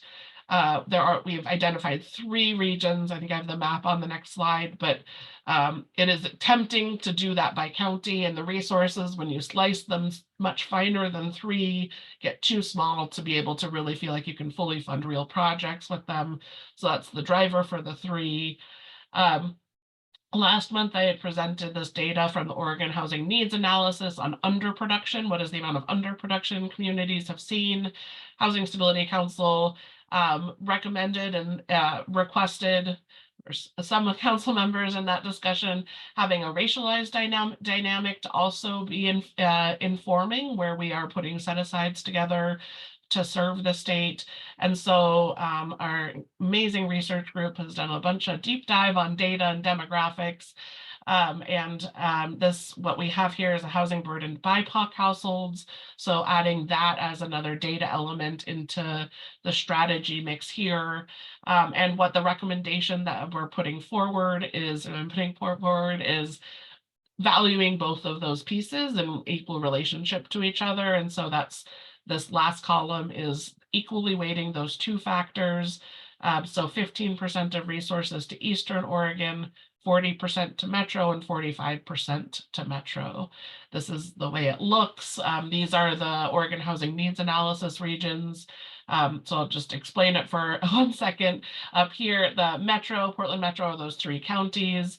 The Western region would comprise of the North Coast, Willamette Valley, and Southwest regions, and then Eastern is everything on the other side of that drawing line here. So the Northeast region, Deschutes County, and then Southeast.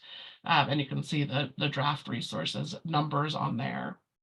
And that is the conceptual frame for the set-asides. And I think with that, I will ask if there's any questions or thoughts or feedback. I think, again, the places where we've made some changes in response to last month's conversation is both around defining this nonprofit in doing development in rural communities, and then also in terms of what data feels like the best solution for allocating to regions, knowing need is vast in all areas.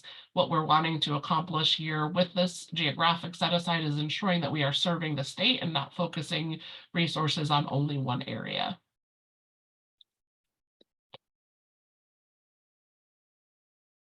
Councilmember Meehan. Thank you, Natasha, for putting this together. That was quite a bunch of information and a lot of hard work has been put into this. I'm going to go back to my default here is one of the failures in affordable housing development, and therefore going forward having people live in these affordable units, is the lack of supportive services. People who have been living without a home are in fight or flight mode, and it takes a minute to adjust to being in affordable housing, to be in housing after you haven't had housing for a long time. And so I just want to be mindful about that some of these tenant-centered and tenant-focused projects have these wraparound services, have support for after they're in a place, that they have somewhere to go and or somebody to give feedback, somebody to help with some of the things that come with being homeless for periods of time and then now being housed. And that seems to be one of our biggest failures in people who are going into affordable housing and then not making it all the way through or not being able to sustain it. So I just wanted to know if that's when you say tenant-centered and focused, if that's something that is in the plan there. Yeah, I think thank you for the question. And I after we close this conversation, I'll start to talk a little bit more about evaluation standards to kind of seed future conversations, but also get some hear what thoughts everyone has. But I think to that point, Councilmember Meehan, You know, we have a PSH, Permanent Supportive Housing Initiative, that is specifically focused on serving chronic homeless households.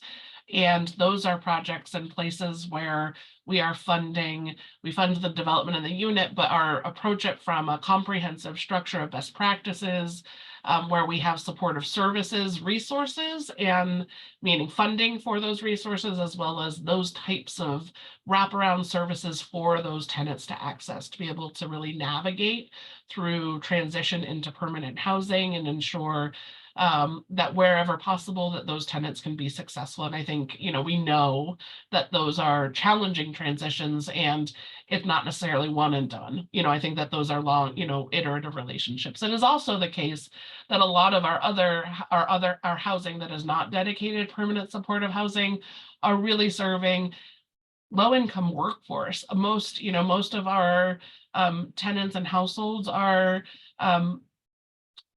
low-income workforce, and so they need supports, but it may not be any different than a support that any household needs, you know. And so I think there is really wanting to, as we're looking at projects coming forward, saying, who is your target population? What is your population intentionally designed to do? And have services that are responding to those tenants. If it's a family project and these are, you know, 60% AMI housing, and maybe it is the homework club or the referral services that are helpful to have available. And so, you know, I think that hat of being responsive to the specific tenant needs is an imperative.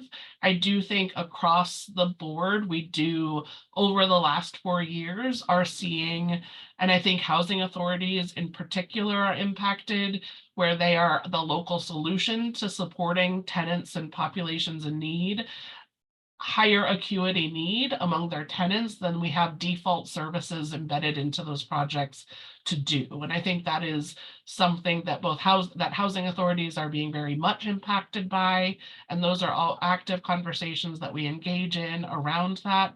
And it is, you know, a broader almost systems question. And I think there's lots of curious hats around that, to whereas we are understanding how we want to be navigating this as a system to do that. And so I think in this in this process and in this place of frameworks and everything, a place where you'll see it in a minute when I'm talking around, like, what are the evaluation standards, is where we are saying, asking for projects. PSH is a specific angle of project, and absolutely we work in partnership with the Corporation for Supportive Housing to do technical assistance and training. We have a 5-month training cohort that developers, owners, property management, and service providers work through together in those spaces to learn and get prepared to be able to support tenants and the building. And then also across all of them, wanting to have thoughtful reflection on who is your target population, what are your services, how do your services respond to your tenant needs, and then of course, are those services resources? Do we see those documented in the financial modeling pro forma as well? Thank you for that. I know that we can build, we can put people in places, but if we don't have supportive services behind that, where there's some kind of accountability and some kind of tracking on, is this really working? Because I know that there's a ton of places or a ton of people that are not able to maintain housing, and I feel like the housing authorities are really stretched in this specific department when it comes to being able to serve the community that we're trying to serve. So I appreciate your work on this. Absolutely. Thank you so much. Any other council feedback at this point? Councilmember Rodriguez. Hello, Natasha. Thank you, Chair Hall. Thank you so much for the presentation. My question being is, there has been much discussion about, although we are held accountable to provide housing production across the state of Oregon, and it's a good thing to provide affordable housing. However, across the state, I know many folks are struggling with the fact that insurance costs are arising on these specific types of increase of housing that we need to do. Has there been any discussion as far as a set aside for a possibility of assisting nonprofits, affordable housing providers with the overall crazy increase of costs of insurance? I know that some costs have increased by, over 50% across the state for folks. So just curious as to what the conversation has been for possibly any type of set aside to assist folks with the ever increasing costs of insurance for these affordable housing projects. Yeah, thank you, Councilmember Rodriguez. I think the chronic cost operation challenges for projects as you're describing is absolutely a resonant theme and is one that our asset management group is really digging in on. This resource pool is really around development resources, so is not functionally able to intervene in that way of providing ongoing operation resources or that. But I do think, thinking back to that funding calendar, the portfolio stabilization resources, where we're talking about looking at, and we have $10 million flagged in there, and I know that'll be a drop in the bucket, but I also think being able to have a proof of practice around how can we approach these financial operational challenges from a standpoint of intervention that then sets up for success. So where those operating cost changes and pivots have brought those projects, and honestly, we know a lot of organizations are putting their own funds into their projects in ways where have never been needed before, and I think it is a critical issue and one that we're paying attention to, continuing to try to understand different ways to resolve it. And we don't have the solution in hand, but I think making deliberate effort through that portfolio stabilization fund to try some different strategies to have a toolkit to be able to respond over the long term. And we have convened work group conversations and consultation with both housing authorities and many others around the insurance costs. And I think understand fundamentally that it is a critical need and a critical impact to our projects, and that we don't have a control on the insurer regulation side. Some of this is a shift of impact as we have experienced wildfires and other environmental causes that has changed our kind of classification from an insurance provider perspective. And on the permanent supportive housing side, we are and the council has approved those frameworks for our risk mitigation pool funds, RMP. I think that's the acronym name behind the acronym that we adopted. And so that is a resource that we put forward to be able to support our permanent supportive housing projects. And again, with the idea that let's see how this works. And I know the team is rapidly working to stand up that fund to be able to offset the impacts of things like that in terms of the impacts of insurance costs and others as we are looking at the operations of projects. Thank you. I just fear that with the funding calendar that you have set forth, I fear that in the near future, we would have undersubscribed funds due to the fact of affordable housing providers being very cautious as to creating future developments with the fact of the risk of the insurance. So that was my question that tied into the funding calendar. Thank you, Natasha. Yeah, and I talked last month around cost controls and subsidy limits, and I think that is another place of intersection, and I'll be hoping to pick up that thread again next month to be able to loop back, because I think, again, wanting to make sure that as we are funding new projects, that we are setting those up to be long-term successful, and these current operating costs that we see are part of what needs to be understood in there. Hey, anything else from the council at this point? Well, Great. So Chair Hall, I think I will, so on set asides, we'll plan to be bringing that back next month. I do have one other walk-on conversation that I didn't have a memo for in the agenda to carry into the hat of what does it mean to have a standards-based application? If that's okay for me to transition to that, great. Mhm. Okay, so we'll reorient ourselves here. I know this has been quite a lot, and I know a lot of me talking at this moment. So as we are looking to navigate out of this competitive space into a process that will support projects as they go, one of the things that changes is we're not giving points to things to outcompete another application. That has significant impacts in so many ways. We talked about that last month around cost controls and subsidy limits, but it also means we need to establish and implement those standards. This isn't starting from scratch. We have a lot of thresholds and a lot of scoring that has informed all of our fund offerings in the past. And so much of this is translating that into our standards. Again, as I've said over the many months, we want to create a bar. It doesn't need to be low. We want to have a strong bar that we believe in, and then be clear about communicating that from that values seat, and have predictability for sponsors and developers to know what is it that they need to perform to so they can do it and move forward with their project. We need to be clear and crisp about those, and also hold accountability and make sure that we're tracking progress and really resonating back to the things that matter.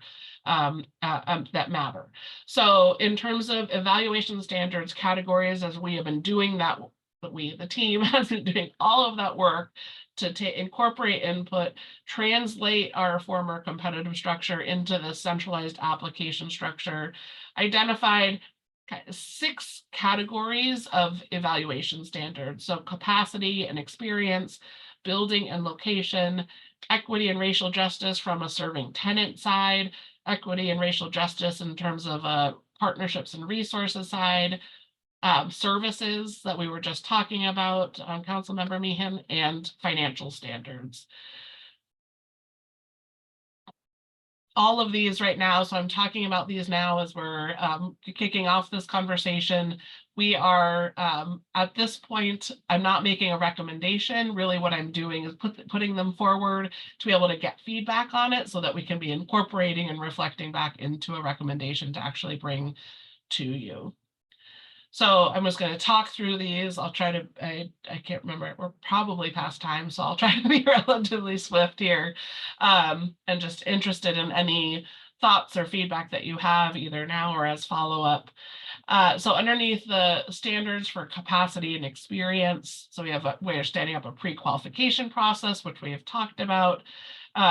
We want to make sure, so that is a first step as a but future applicant, are you in good standing with OHCS to make sure that you have clarity that we won't have a problem doing business with you in the future?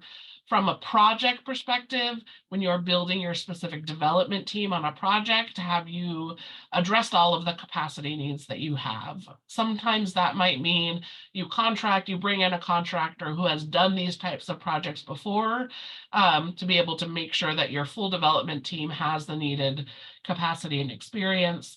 And then we also have the MWSB. Claudia walked through the incredible information coming from that. I think we have also talked about over the months, what happens when we see a sponsor not meeting those MWSB requirements. We fund them right at the start, and they need to meet them as they go through construction. And so how do we hold to accountability in there? Really wanting to prioritize and move toward getting everybody to meet meet those requirements. Where we are seeing unsuccessful track records in the development team, what we're identifying is we want to have a deliberate role that is focused on making sure that work of finding MWSB contractors is accomplished. And I think this is something that I would think of as, if you always are using, your 3 partners or your same contractor to do your work, it is more effort it can be initial upfront effort to shop that around, to say, oh, I'm not just going to go to Joe, my best friend. I'm going to go talk to some more folks that could use, that could provide this type of work into my project. So these are really largely pre-qualification is new, the development team experience, and minority, women, and emerging small business is really translated and improved on. Then we're looking over into project evaluation standards regarding the building and location. And these are really largely translated over. They've been probably a little bit different in different fund offerings, but we'll make these all the same here. And we'll translate this into a standards. It's been evaluated. This one really is informed a lot through stakeholder engagement. I think functionally something that we have heard pretty frequently is it's difficult and frustrating when we evaluate a property 1 year based on 1 year's criteria and the next year's based on the next year's criteria. The piece of property exists as it is. It doesn't change. The walkability for the neighborhood isn't influenced just by that developer. And so we want to make sure that we're evaluating that once and then not continuing to reevaluate that. We are wanting to make sure that when we are investing in properties that it is to support tenants. So we want to make sure that they are in good areas, meaning that they have places to walk to or parks nearby, they have grocery store, transit access, have childcare either nearby or even better co-located, have schools for populations that are serving households with families in them. And I think the other side of that, the piece of that is, are you in a rapidly gentrifying community where your low-income community is going to be displaced? And so I've really rescaled that to focus on those things specifically. So having elements of those opportunity areas.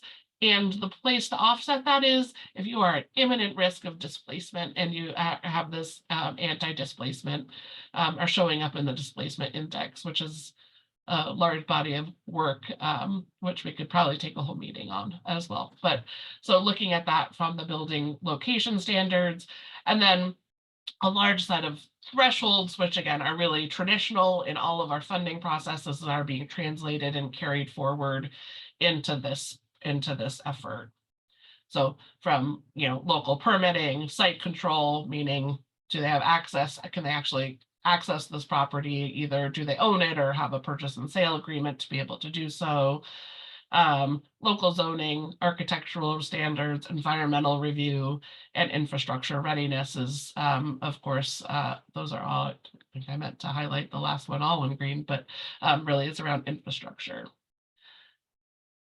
Reminding us back to equity and racial justice. So here, thinking about both this tenant-facing side of meeting equity and racial justice, but also on the business, the financial investment side, thinking about meeting tenant needs. This is a place where really it's incorporating and evolving our NOFA by NOFA strategy, where there's been some variation, and we're bringing it to a consistent standard across all of our resources. So we need to make sure that we are having intentional engagement to support community needs. We want to have racialized analysis of impacts and engagement throughout that, and have projects that are responding to whom they are planning to serve. And I think this, Councilmember Meehan, as we were just talking about that, this is where this is kind of crisping up into this evaluation standards. We want to make sure that projects are explicitly and deliberately agreeing to collect tenant data collection, do needed translation, have prioritized property management that is responsive, and that there are documentation and that those are our values that we care about and we want to see translated through the whole project. And then we want to make sure from that broad organizational side and project concept side that we are supporting, essentially wanting all projects to be intentionally culturally responsive if they are not also culturally specific. And so you have a list of different idea of elements there, and so would need projects to meet two of at least 2 of them. They could accomplish all of them. But, for instance, if you're a culturally specific owner or BIPOC owner, but if you're not, you could do 2 of those by having culturally specific resident services and tracking outcomes. So thinking about what are those different ways and mechanics that we want to make sure that there's inherent cultural responsiveness in this work. And then affirmative fair housing marketing. This is a HUD requirement for those federal resources, and it has long been one that we have required for all of OHCS funded projects as aligned to equity and racial justice, wanting to make sure that all projects are intentionally outreaching to those communities least likely to access resources. Moving into partnerships and resources underneath the ERJ, we've talked about this in the past months with Housing Stability Council, but evolving our diversity, equity, and inclusion agreement to be focused on these global diversity and inclusion benchmarks and have regular reporting of organizations' progress. This will be a place where getting this in place will be incredible, and then we'll continue to evaluate and see how this work moves forward. And you spent this morning with MWSB and Claudia, so I think you have some near-term memory of that, so I won't, I couldn't duplicate Claudia's leadership on that, so I'll leave that there. And then we go more robustly into services. Underneath the services strategy, again, resident services, all projects should be looking at who their tenant populations are or will be, and how are their resident services going to intentionally be responsive. And then permanent supportive housing, having comprehensive strategies to support the types of households that we were talking about just shortly ago, where you are chronic homeless, entering into housing for the first time after quite a long time, or coming out of transitional spaces, to be able to make sure that to the best degree that those tenants are supported to be successful and achieve housing stability.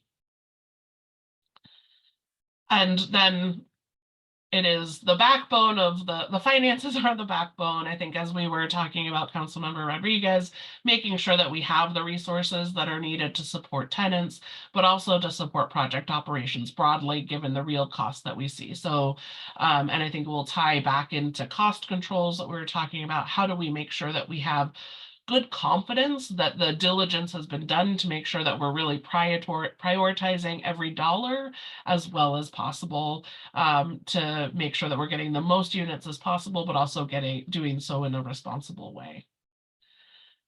And so I think those are the overview of our standards. Any thoughts around that? Again, continuing to work and vet these through, but we'll be bringing recommendations in the future as we get and incorporate feedback on them. And I do see a hand, Chair Hall.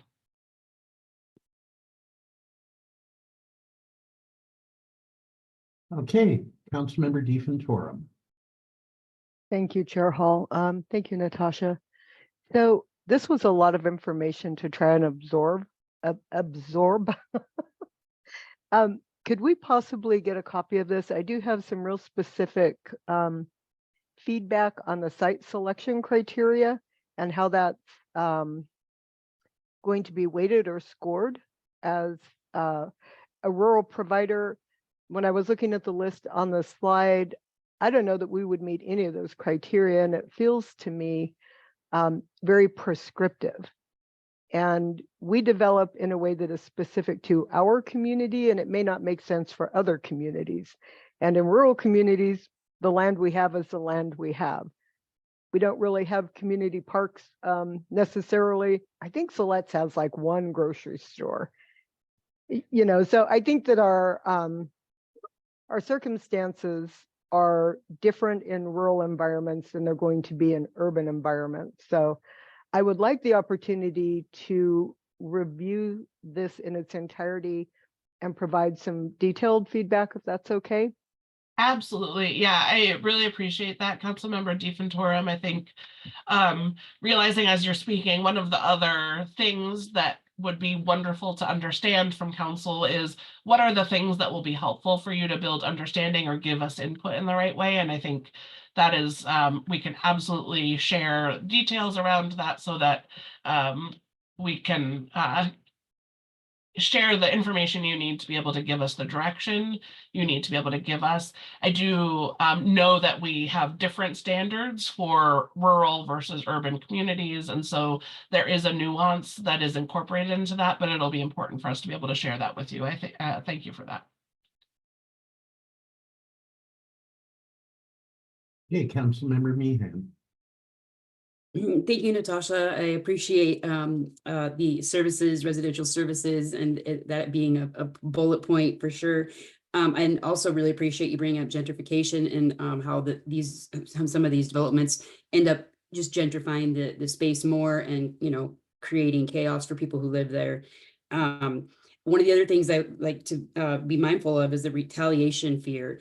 A safe space for tenants to give feedback pre-development, but post-development, so that we can see really what was working or what didn't work, maybe what we missed. Unintended consequences always happen in things when in projects. They just do. People don't mean to, but they happen. And so pre and post feedback is really awesome. I think that feedback would help, you know, before or during the project or before they build another project, what's working, what's not working for people who actually live and commute and just work and school and things like that in those areas. So thank you very much. I appreciate it. Absolutely. Thank you. All right, anyone else at this point? It looks like Councilmember Councilmember Rogers. has Rogers, her hand. yes.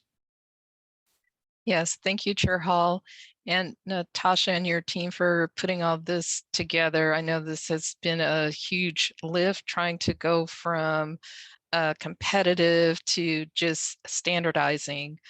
And one of the questions or comments that I have, so Claudia had done such great work with the MWESB. I'm wondering if part of the standardized process is if there could be a list or a composite of all of those particular organizations that the agency and other contractors have worked with, such that when somebody is in the primary stage of trying to put a project together, you know, a lot of people say, oh, well, you know, I don't have someone to partner with, excuse me, so perhaps we could share a list of possible potential partners.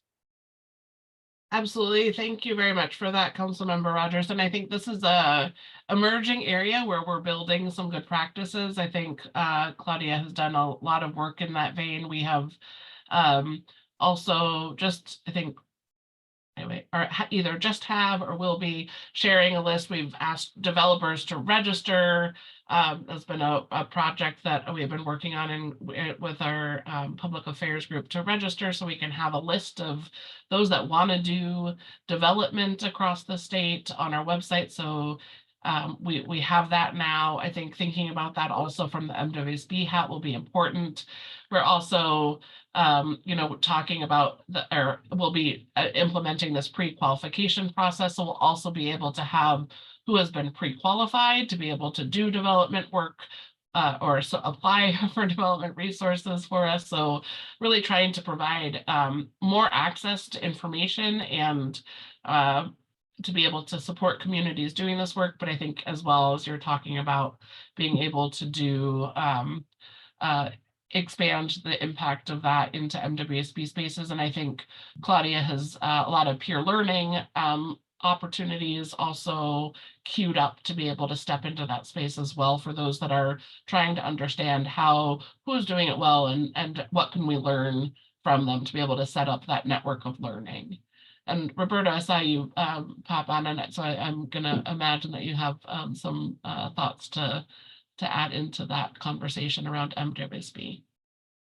Yes, I was just going to add that Claudia has been working with some of our other teams in developing a dashboard. So it keeps track of the MWSP participation, but also beginning to provide exactly what Councilmember Rogers says, resources for developers in certain regions of the state where some of the trades might be in there. So I think there's room for adding more, but Claudia has started doing some of that work and providing those resources for developers. And well, who better to speak to that than me, but Claudia, who I see raise her hands there as well. Thank you. Yeah, I think she was sending me a chat as well. So I think Claudia, let's Okay. have you share. Yeah, sorry. Excuse my wardrobe. I'm heading out on vacation here too. So yes, and that's what I was talking about the website earlier, because the website now has the dashboard that breaks the each region, it breaks it by region, but it also has who are the contractors working in that specific region, who are the trade groups, electricians, plumbers, et cetera, in those regions, so that if somebody's wanting to build a project in regions 4 and 5, and they can't find a contractor, at least they can go to our website and identify who's out there right now that they can reach out to, as well as who are those other trades. So, and there's also the minority trade groups, folks that can help folks with marketing tools to access, to increase the MWSB. All of that is on the website, and that is thanks to 2 years worth of data.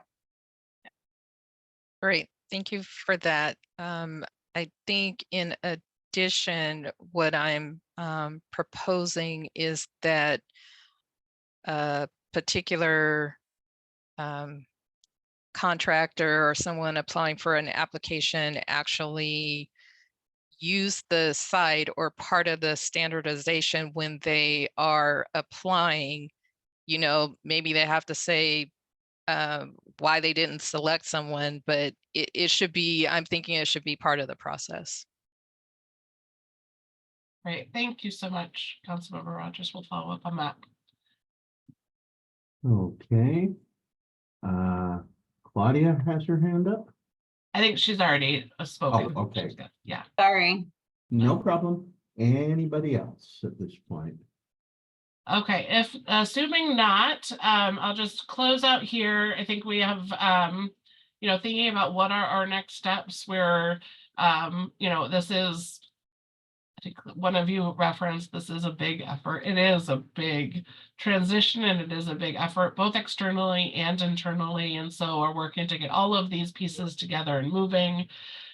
This month, we have brought forward the pre-development framework for Housing Stability Council adoption. So that was done. So we will be turning pages on that program to get that up and running. We'll plan hopefully next month to bring back set-asides resources and agricultural resources for vote. We'll begin introducing another set of items for you with the hope of, you know, we'll have to be iterative. We'll see work in real time with the feedback we're receiving to understand where we need to continue that work. And with the idea of bringing in May, more information around subsidy limits and these evaluation standards. Our hope is to be launching in the spring. I think at this point, it looks like in April, our hope is that we're launching our early intake process. Council has previously provided us with thoughts around being able to test the application. You know, I think that's both looking at, you know, this early work groups and other conversations to really look at and examine the workability of the application materials and processes as we are developing those. And then are also thinking about putting forward a concept around launching with a soft opening. So identifying some more recent NOFA applicants that had not been funded because of lack of resources, and thinking about how can we set a few of those up to be able to be a soft launch. Let us walk them through that process. We know that they had already in so many ways passed all of these thresholds and scoring, but figuring out if we can use that to have a soft launch and not a deluge, that in a way that lets us problem solve and work out kinks as we see that happening. And so, and of course, we are very deliberately also focused on what is the training needs as we're navigating to identify what are the different forums and different ways to be able to flag those. So that is our next steps. Again, continuing engaging. We had an engagement this week to just really reflect back on the recommendations we were bringing forward today. With this, input, we'll be following up with the evaluation standards information. We'll be putting that information out for additional feedback, and we'll make sure that Housing Stability Council has access to the slides that I walked through today to be able to do that. And of course, are wanting to hear the information and thoughts as we do that. So I think with that, Chair Hall, I can stop sharing and hand you back the time, and just real appreciation for the staff doing all of this really tremendously hard lift. This change is not easy, and nor is uncertainty. And so really just appreciation and gratitude internally, and also to our development partners. Same goes for them. I think having uncertainty is challenging. We're trying to land to a place of clarity. And until we get to that point, it feels unclear. And so I think just understanding that is real and that has impact. And as always, just really appreciate all of the engagement here with Housing Stability Council and your leadership driving our policies and our work forward to make sure that we are having impact and also doing so in a way to set up for success and change for people's lives. Appreciate it. Thank you so much. Thank you, and thanks to all your team. Well, that does bring us to a close of the Affordable Rental Housing Division's presentations. We're running a little behind schedule. It's about 11:21, so I'm going to call our scheduled 15-minute break right now. And please, if everybody could return at 11:36. Thank you. We're in recess until then.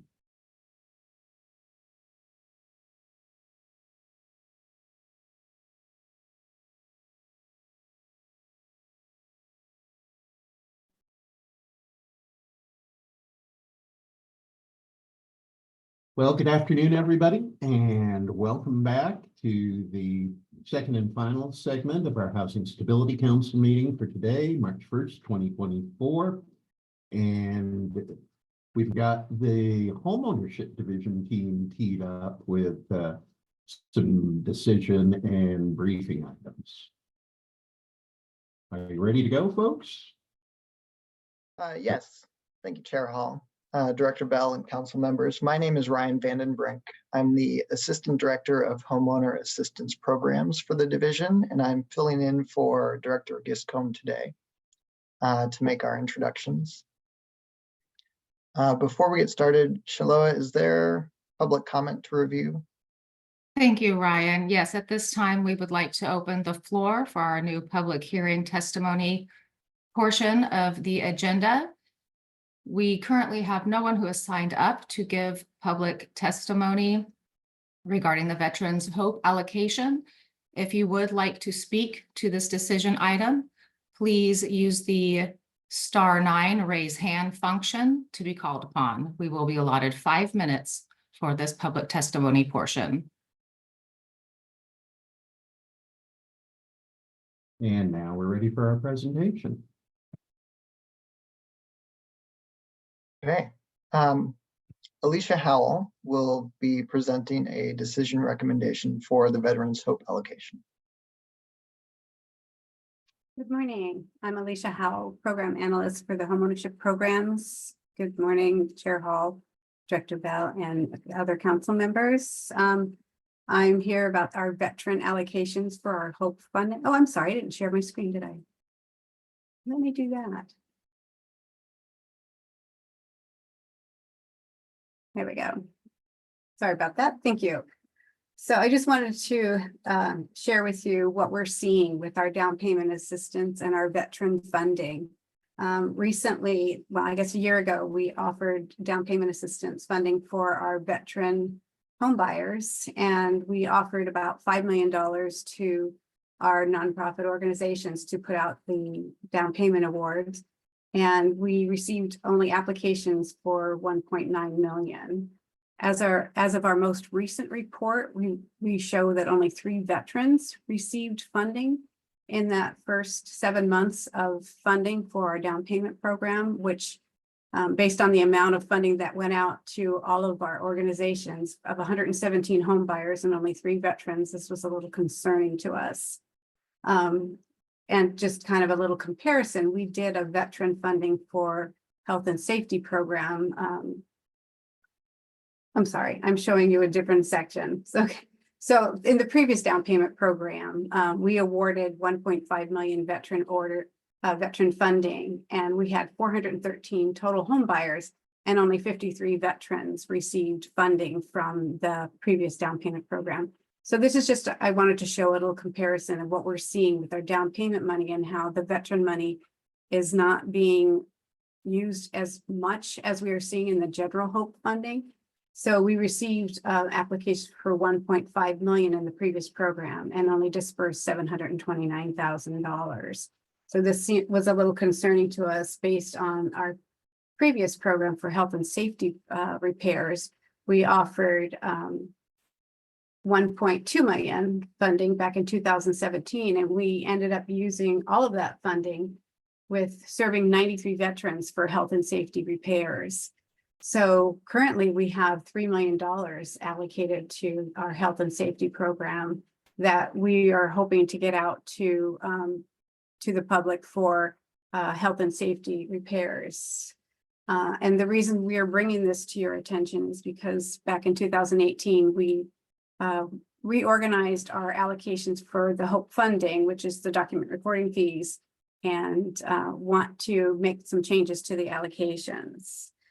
So we did do some partner engagement and talk to our stakeholders regarding how they would see the HOPE funding for veterans being used in their community, and didn't receive a commitment of what they really thought would be useful in their communities. And so we decided with our group team meeting that it seems hard for Oregon Housing to make that decision and say, hey, we think you need to use this percentage of funding for down payment and this percentage for health and safety repairs based on what we're seeing. And so we thought maybe if we just combined and had one funding pool for veterans funding and put out an RFA for our organizations with one funding amount and say, and allow them to use the funding specific to down payment or the health and safety based on whatever their community needs are. This seems like a better option for the community so they can serve their veterans in the manner that works for their community and not based on what Oregon Housing is thinking might work for them. We did make program changes for the down payment funding in this current program to allow for a deceased spouse to be an eligible veteran for down payment assistance. And we also changed the income qualifications so that any additional income that was received in a veteran household would not be included to count them, so that we could get more of these veteran funds out to the eligible veterans. And with those changes in the current DPA program, based on what I've showed you, it's not making a huge difference. And our concern is that we have money sitting in our HOPE allocations for down payment assistance specifically, and we can't use it for another RFA. So we have to wait another year to put the funding out. So what we're proposing is to combine all of our HOPE veteran funding into one pool rather than splitting it up the 60 and 30%, so that we have one pool available for applicants to apply for whatever works best for their community. So what we're asking today is, we would like to request approval to combine the funding pool. We'd also like to make some changes to the down payment funding for veterans to make it a little bit more flexible based on some of the comments that we heard at our stakeholder engagement. They felt that we needed to be a little bit more flexible to get the funding out, not having a maximum amount available to them, just a household maximum, and not cap it at the 20%. We also heard that some organizations in their community, it doesn't work to have a loan for the veteran as a second mortgage forgivable loan, and in some communities it does work. So we thought maybe being a little bit more flexible on that piece would work based on their community. In addition to, we're hearing that there's some veterans that they're able to qualify for the loan and the down payment, but they need a few extra dollars, so they're not clearing out their savings to have lender required repairs completed.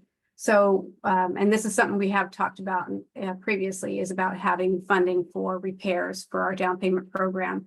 So we want to make our veteran funding very flexible to get the money out to the people that deserve to get this money. And rather than having it sit in the Oregon Housing funding, waiting for RFAs that last for 2 years. So this is our proposal to allow for our veteran funding to go out to the communities that works best for them, and to be flexible to get the money out to those veterans that deserve and should receive these funds.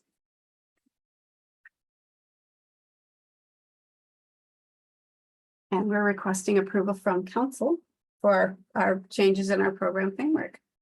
Councilmember Rogers. Thank you, Leisha, for your presentation.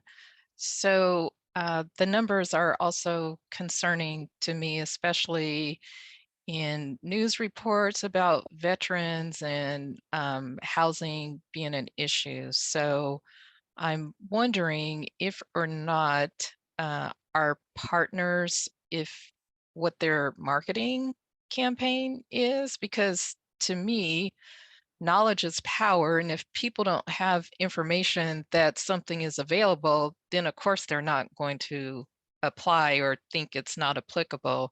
And I would also like to say I am on board with the changes as far as making it more flexible so that it works with the community that our business partners are in. Yeah, as far as the outreach is concerned, each organization has done a variety of things. We've seen that in their reports. We have some of them that have attended veteran-specific fairs where they've gone out and set up a table to share information. And we did hear from a couple partners that they have seen an increase in veterans reaching out. And then also, we, Oregon Housing, have reached out to ODVA in addition to the person in charge of the county service offices, and sent them a list of all of our organizations that currently have the down payment funding. And we've worked with them in the previous program, and we work with them again to share this information so they're aware of the funding that's available to them. Thank you. Any other council feedback? Councilmember Mayhew. Thank you, Chair Hall.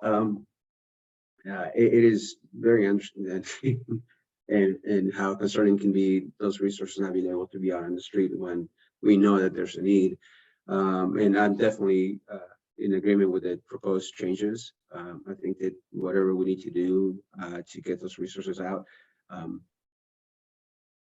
it really, I mean, the need is there. The demand is there, so it is. I don't understand how they are not being accessed. And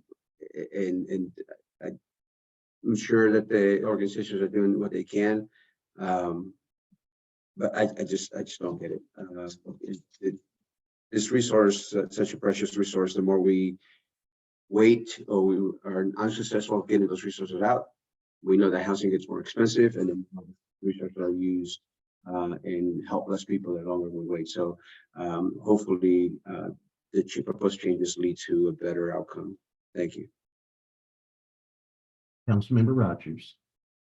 Thank you, Chair Hall. One other thought that just crossed my mind is whether or not there has been any outreach to the banking community, because perhaps some of those veterans are going straight to the bank. I mean, I don't know, because it is just such a drastic variance, you know, from 2 years ago to now. So it's just disturbing. It is. I know that some of our partners have worked directly with their lenders to help share the information. In the previous program, we did an outreach to our approved lenders that offered our lending products, and we sent an information to them about we haven't done that in this program, but we did do it in the previous program. And I don't know that I saw any huge changes in the number that came out from that, but we surely can do it again. Okay, Councilmember DeFontoro. Thank you, Chair Hall. So a couple of things real quick. I appreciate the framework. I will say in the communities that we serve, one of the things that we've seen is the increase in costs for being a homeowner, the increased interest rates. It's really difficult for new home buyers right now. And so I think it's smart to increase the down payment assistance portion. I think that will help with the affordability piece. We also have been contacted by Veterans Administration. They have a number of loan products that they do direct loans. So that, I don't know if that accounts for kind of the downtick in what you're seeing, but I know they have really good terms, like less than 3% fixed is what I've heard, which is pretty hard to compete with right now. Anyway, I appreciate this and I like your recommendation. Thank you very much. All right, any other, Councilmember Mania. Just one more thought in terms of, the mortgage industry is so vast. And I know that many of the transactions happen through brokers. And so I don't know what kind of access it is or what kind of information is provided to these lenders that allow for this, the products to be accessed a little more broadly than just a limited number of lenders.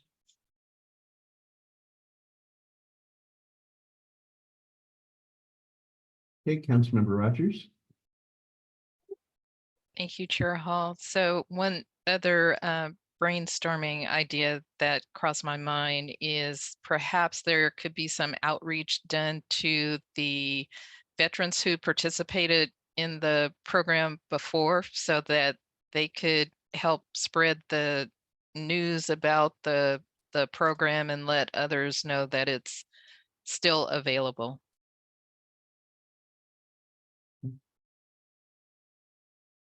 I'm not sure how Oregon Housing would do that because we don't have their information.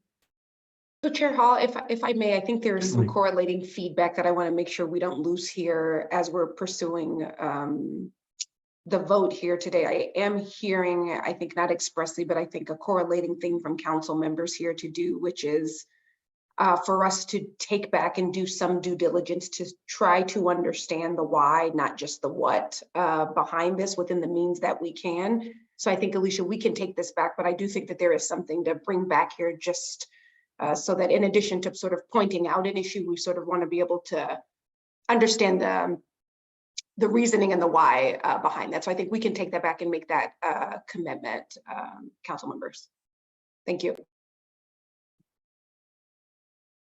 Right, anything else from the council? Are we ready to consider a vote then? First, somebody would need to make the motion to approve the allocation framework and down payment assistance program changes that have been presented to us. So moved.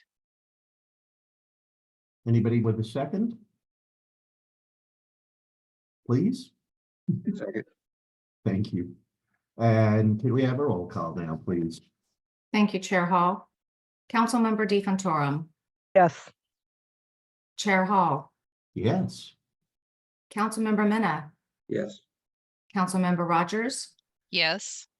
Councilmember Meehan, Yes. Councilmember Rodriguez. Yes. Thank you. Motion passes. Thanks, everybody. Thank you. And am I correct that we're now up to Oregon Lending Program highlights for last calendar year? Yes, That that is is correct. correct. I'd like to introduce Scott Shaw to give you an update on Oregon lending. Executive Director Bell, Chair Hall, council members. My name is Scott Shaw. I'm the Assistant Director of Homeownership Lending. I want to thank you for the time to review some of the important work we're doing in OHCS's homeownership division. Today, we're going to discuss the memo that was submitted in the regarding the lending program in today's packet. I am going to do a lot of reading. I look forward to hearing a lot of feedback from you when we're done. But just to kind of kick this off, in review of 2023, we accomplished a lot. We're excited about sharing with you what the homeownership lending team's accomplishments are. Interest rates, they rose through 2023, and obviously we're seeing that in inflation. We've had conversations about, you know, how insurance rates are impacted. Obviously, it's impacted the housing market. Rates exceeded, 8% in October. They have come back down from there. But in spite of all of those challenges and headwinds, the Flex Lending program was the first program that the state has launched since we did that in March of 2023. It's the first new homeownership lending program since we established the Oregon Bond Residential Loan Program in 1977. Flex Lending, it was developed to help fulfill OHCS's mission of providing homeownership opportunities for low to moderate income Oregonians, and it's paired with down payment assistance, which is another first. Our DPA consists of a 4% standard DPA for borrower, and then for borrowers who apply and meet our focused demographic criteria, they receive 5% DPA. That focused demographic DPA is, we use loan demographic data, and it's aimed to support communities of color while still remaining compliant with fair lending laws. So, and we've had good success with that. The Oregon Bond Program in the 2023 legislative session, again, as I said, this was established in 1977. So in the 2023 legislative session, we actually received the ability to pair down payment assistance with the Oregon Bond Program. It was, once we received that approval, we began working on building an infrastructure to modernize that program with our lending, make it more accessible, make it easier to use, easier to understand, and reducing barriers. It'll be much more efficient. And in the coming months, we will begin a process of lining that bond program as part of the Flex Lending program. It'll also include not only just down payment assistance, but we aim to include the focused demographic DPA as well. And the culmination of that will be a seamless continuum of programs and products all in one place, all using the same platform, the processes and systems. And that efficiency will help us not only reach more Oregonians, but actually help us lend more and provide more mortgage loans with the same amount of funds that we use right now. Last year, we updated you on data and on demographics, because data collection it's a very big focus for us. Currently, we capture pretty minimal data when purchasing bond loans. However, as part of the Flex Lending launch, we began capturing over 200 data points with the goal of using that data to help reach underserved populations. And we're currently hard at work to build out the interfaces for that. When those interfaces are completed and the data is available to share, we'll be excited to provide you with an update. And again, we're hard at work on that now. But on the demographic data front that we've got, we started implementing a separate demographic data form. That's a lot of words, forgive me, to capture the demographic data since 2020.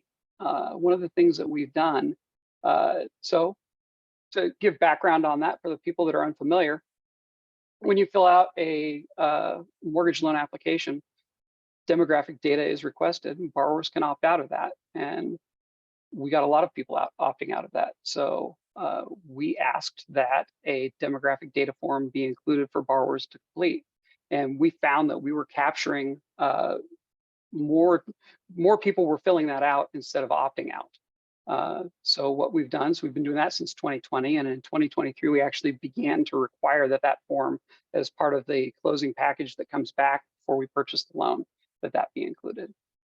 And I've got the data here is that in 2021, 27% of Oregon Bond recipients were communities of color. In 2022 it was 28%. In 2023 we were at 22%. The unknowns has continued to drop. We started out at 12%, we went to 11, and now we're at only 10% of unknowns, which is absolutely fabulous. So As we head towards aligning these programs, I kind of wanted to give you a highlight of where we're at from a volume standpoint of what we've done with each of our programs. The Oregon bond programs in 2022 was 504 loans purchased. We were a little bit below that. And again, with the higher interest rates, it kind of makes sense. We purchased 458 loans, but 28 of Oregon's 36 counties were represented.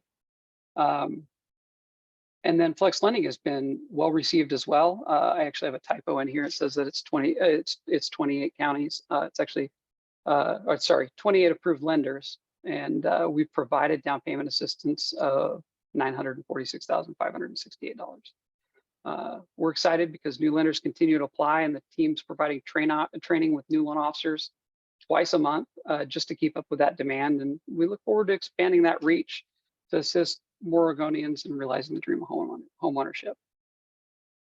You'll see in the memo, Oregon Bond has 9 approved lenders, Flex Lending has 28. And so combined, when you take out all of the duplicates, we've got 30 approved lenders for our lending programs, and we look to expand that. We did a total of 526 loans for $159.6 million.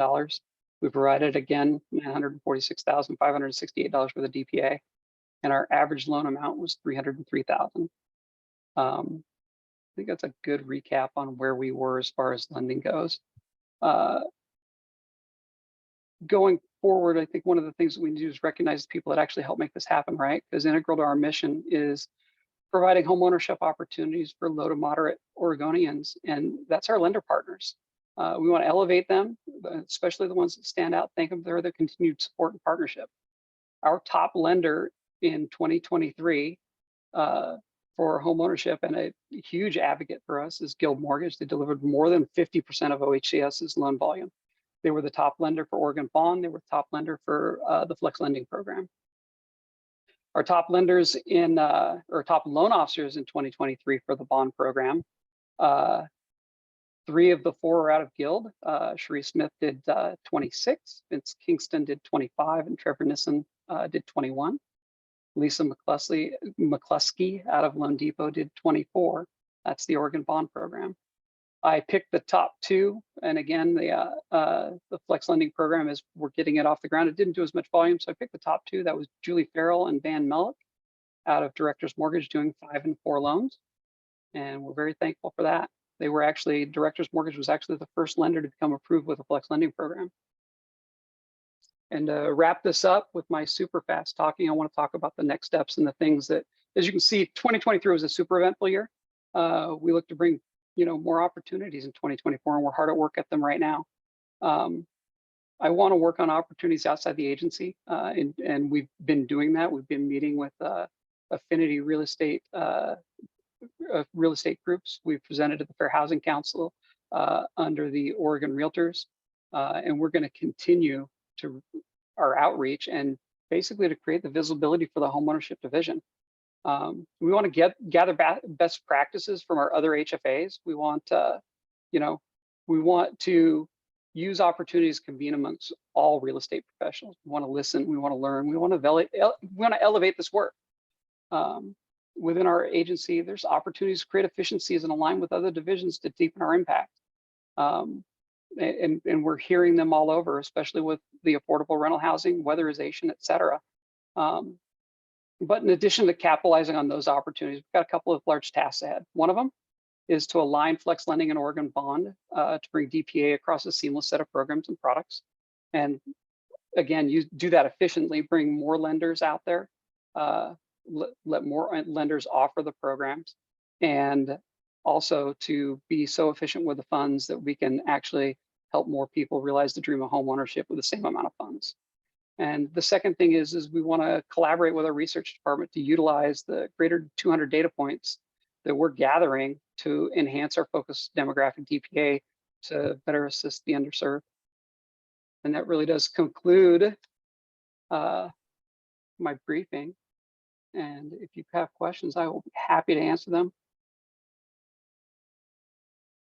All right, Councilmember Mena. Thank you for the presentation, Scott and Chair Hall. it's great, I think, activity on the mortgage side.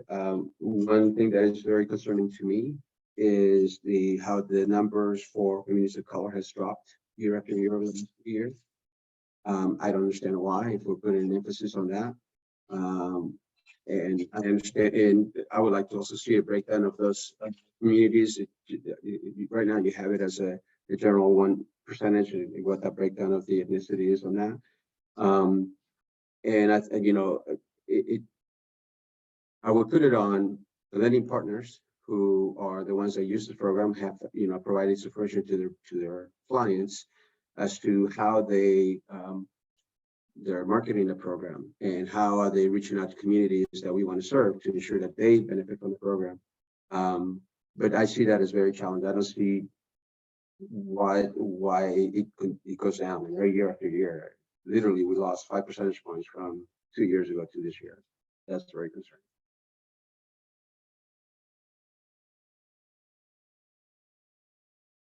Any other council input, feedback? Chair Hall, may I insert myself of course. here yet again? I just, certainly, Scott, I appreciate you bringing this information. I also want to name a very specific request so that we don't lose it here, which is a request for disaggregation of data. And so certainly, yes, Councilmember Mena, I think we want to certainly bring that back to you and certainly bring that back to the council. I think one of the things that it was mentioned from Scott, but I think want to just maybe more expressly bring it back. We've spent a lot of time certainly bringing transactions as it relates to home ownership. I think what we're gearing up for is to have a more concerted conversation with the council around the vision for home ownership and what our specific goals are to really optimize the lending tools that we have, and what does that mean from a acknowledgement of when we look at it from a racialized lens, just to be very clear about it. I think we've talked about in various dimensions about market volatility. We've talked a lot about the impacts of the economy. I think what we're also equally interested into is just the economies of households. And what does that mean to continue to have a very clear set of strategies from a home ownership perspective? We have not yet, at least from my end, and I'll own that, we have not yet had that concerted conversation here in council. And so Councilmember Mena, and I think just more largely, I think one, yes, to responsiveness to the data request that's being brought, but then we want to lay out some very specific strategies around the data that we have, the gaps in that data and why, and then I think also making clear about what that data is and how that data is driving strategies and recommendations from a home ownership perspective. So you are ahead of us in that, and thank you for doing so, and we will take that back as action items for ourselves. All right. So any input further from staff or the council? Councilmember Meehan. Thank you, Scott, Chair Hall, for bringing this and doing all this work regarding loans. I know that there's many people out there that aren't able to just go to the bank and get a loan like this. So I know that this is a program that helps folks to do that. My question is there like any data on the defaulting on these loans? Like, are the loan terms really being agreeable with the demographic that we're trying to target?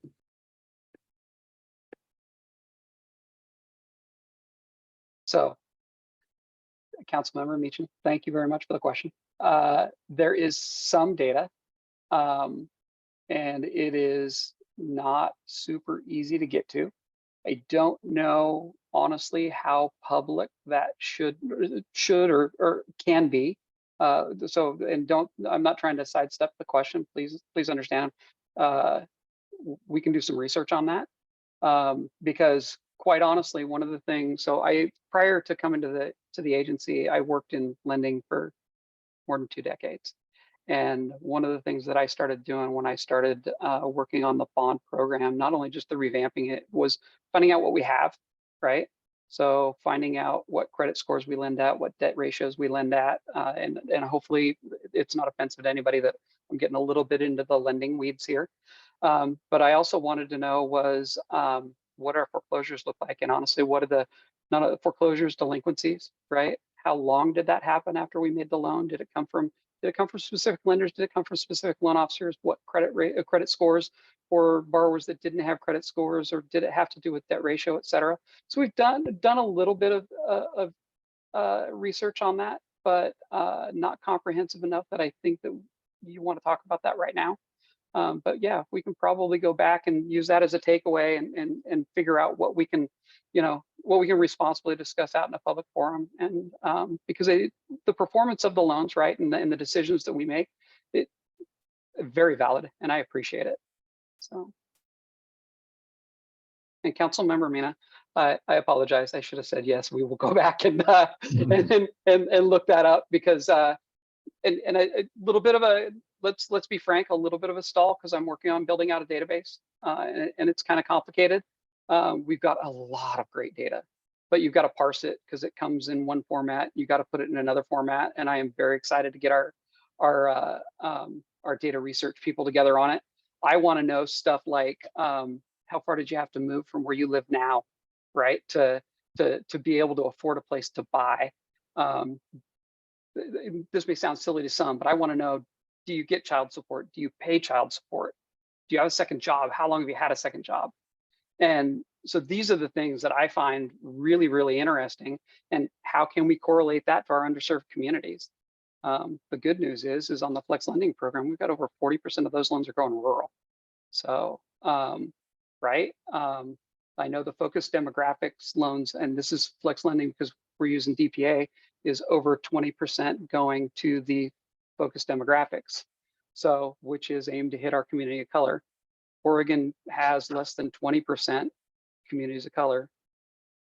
So we're making ground.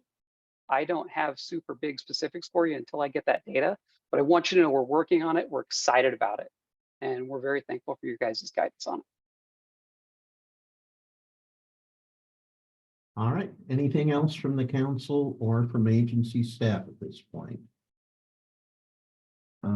Then I believe that takes us to the conclusion of our agenda. Unless Director Bell, have I missed anything? Nothing. We are complete for today, Chair Hall. Wonderful. Well, thanks to everybody who participated in the meeting, and March is coming in like a lion, so let's hope it goes out like a lamb and we celebrate our April meeting in nice sunshine. Well, a gal can always dream, right? Thank you again. Have a great day, everybody. Bye-bye.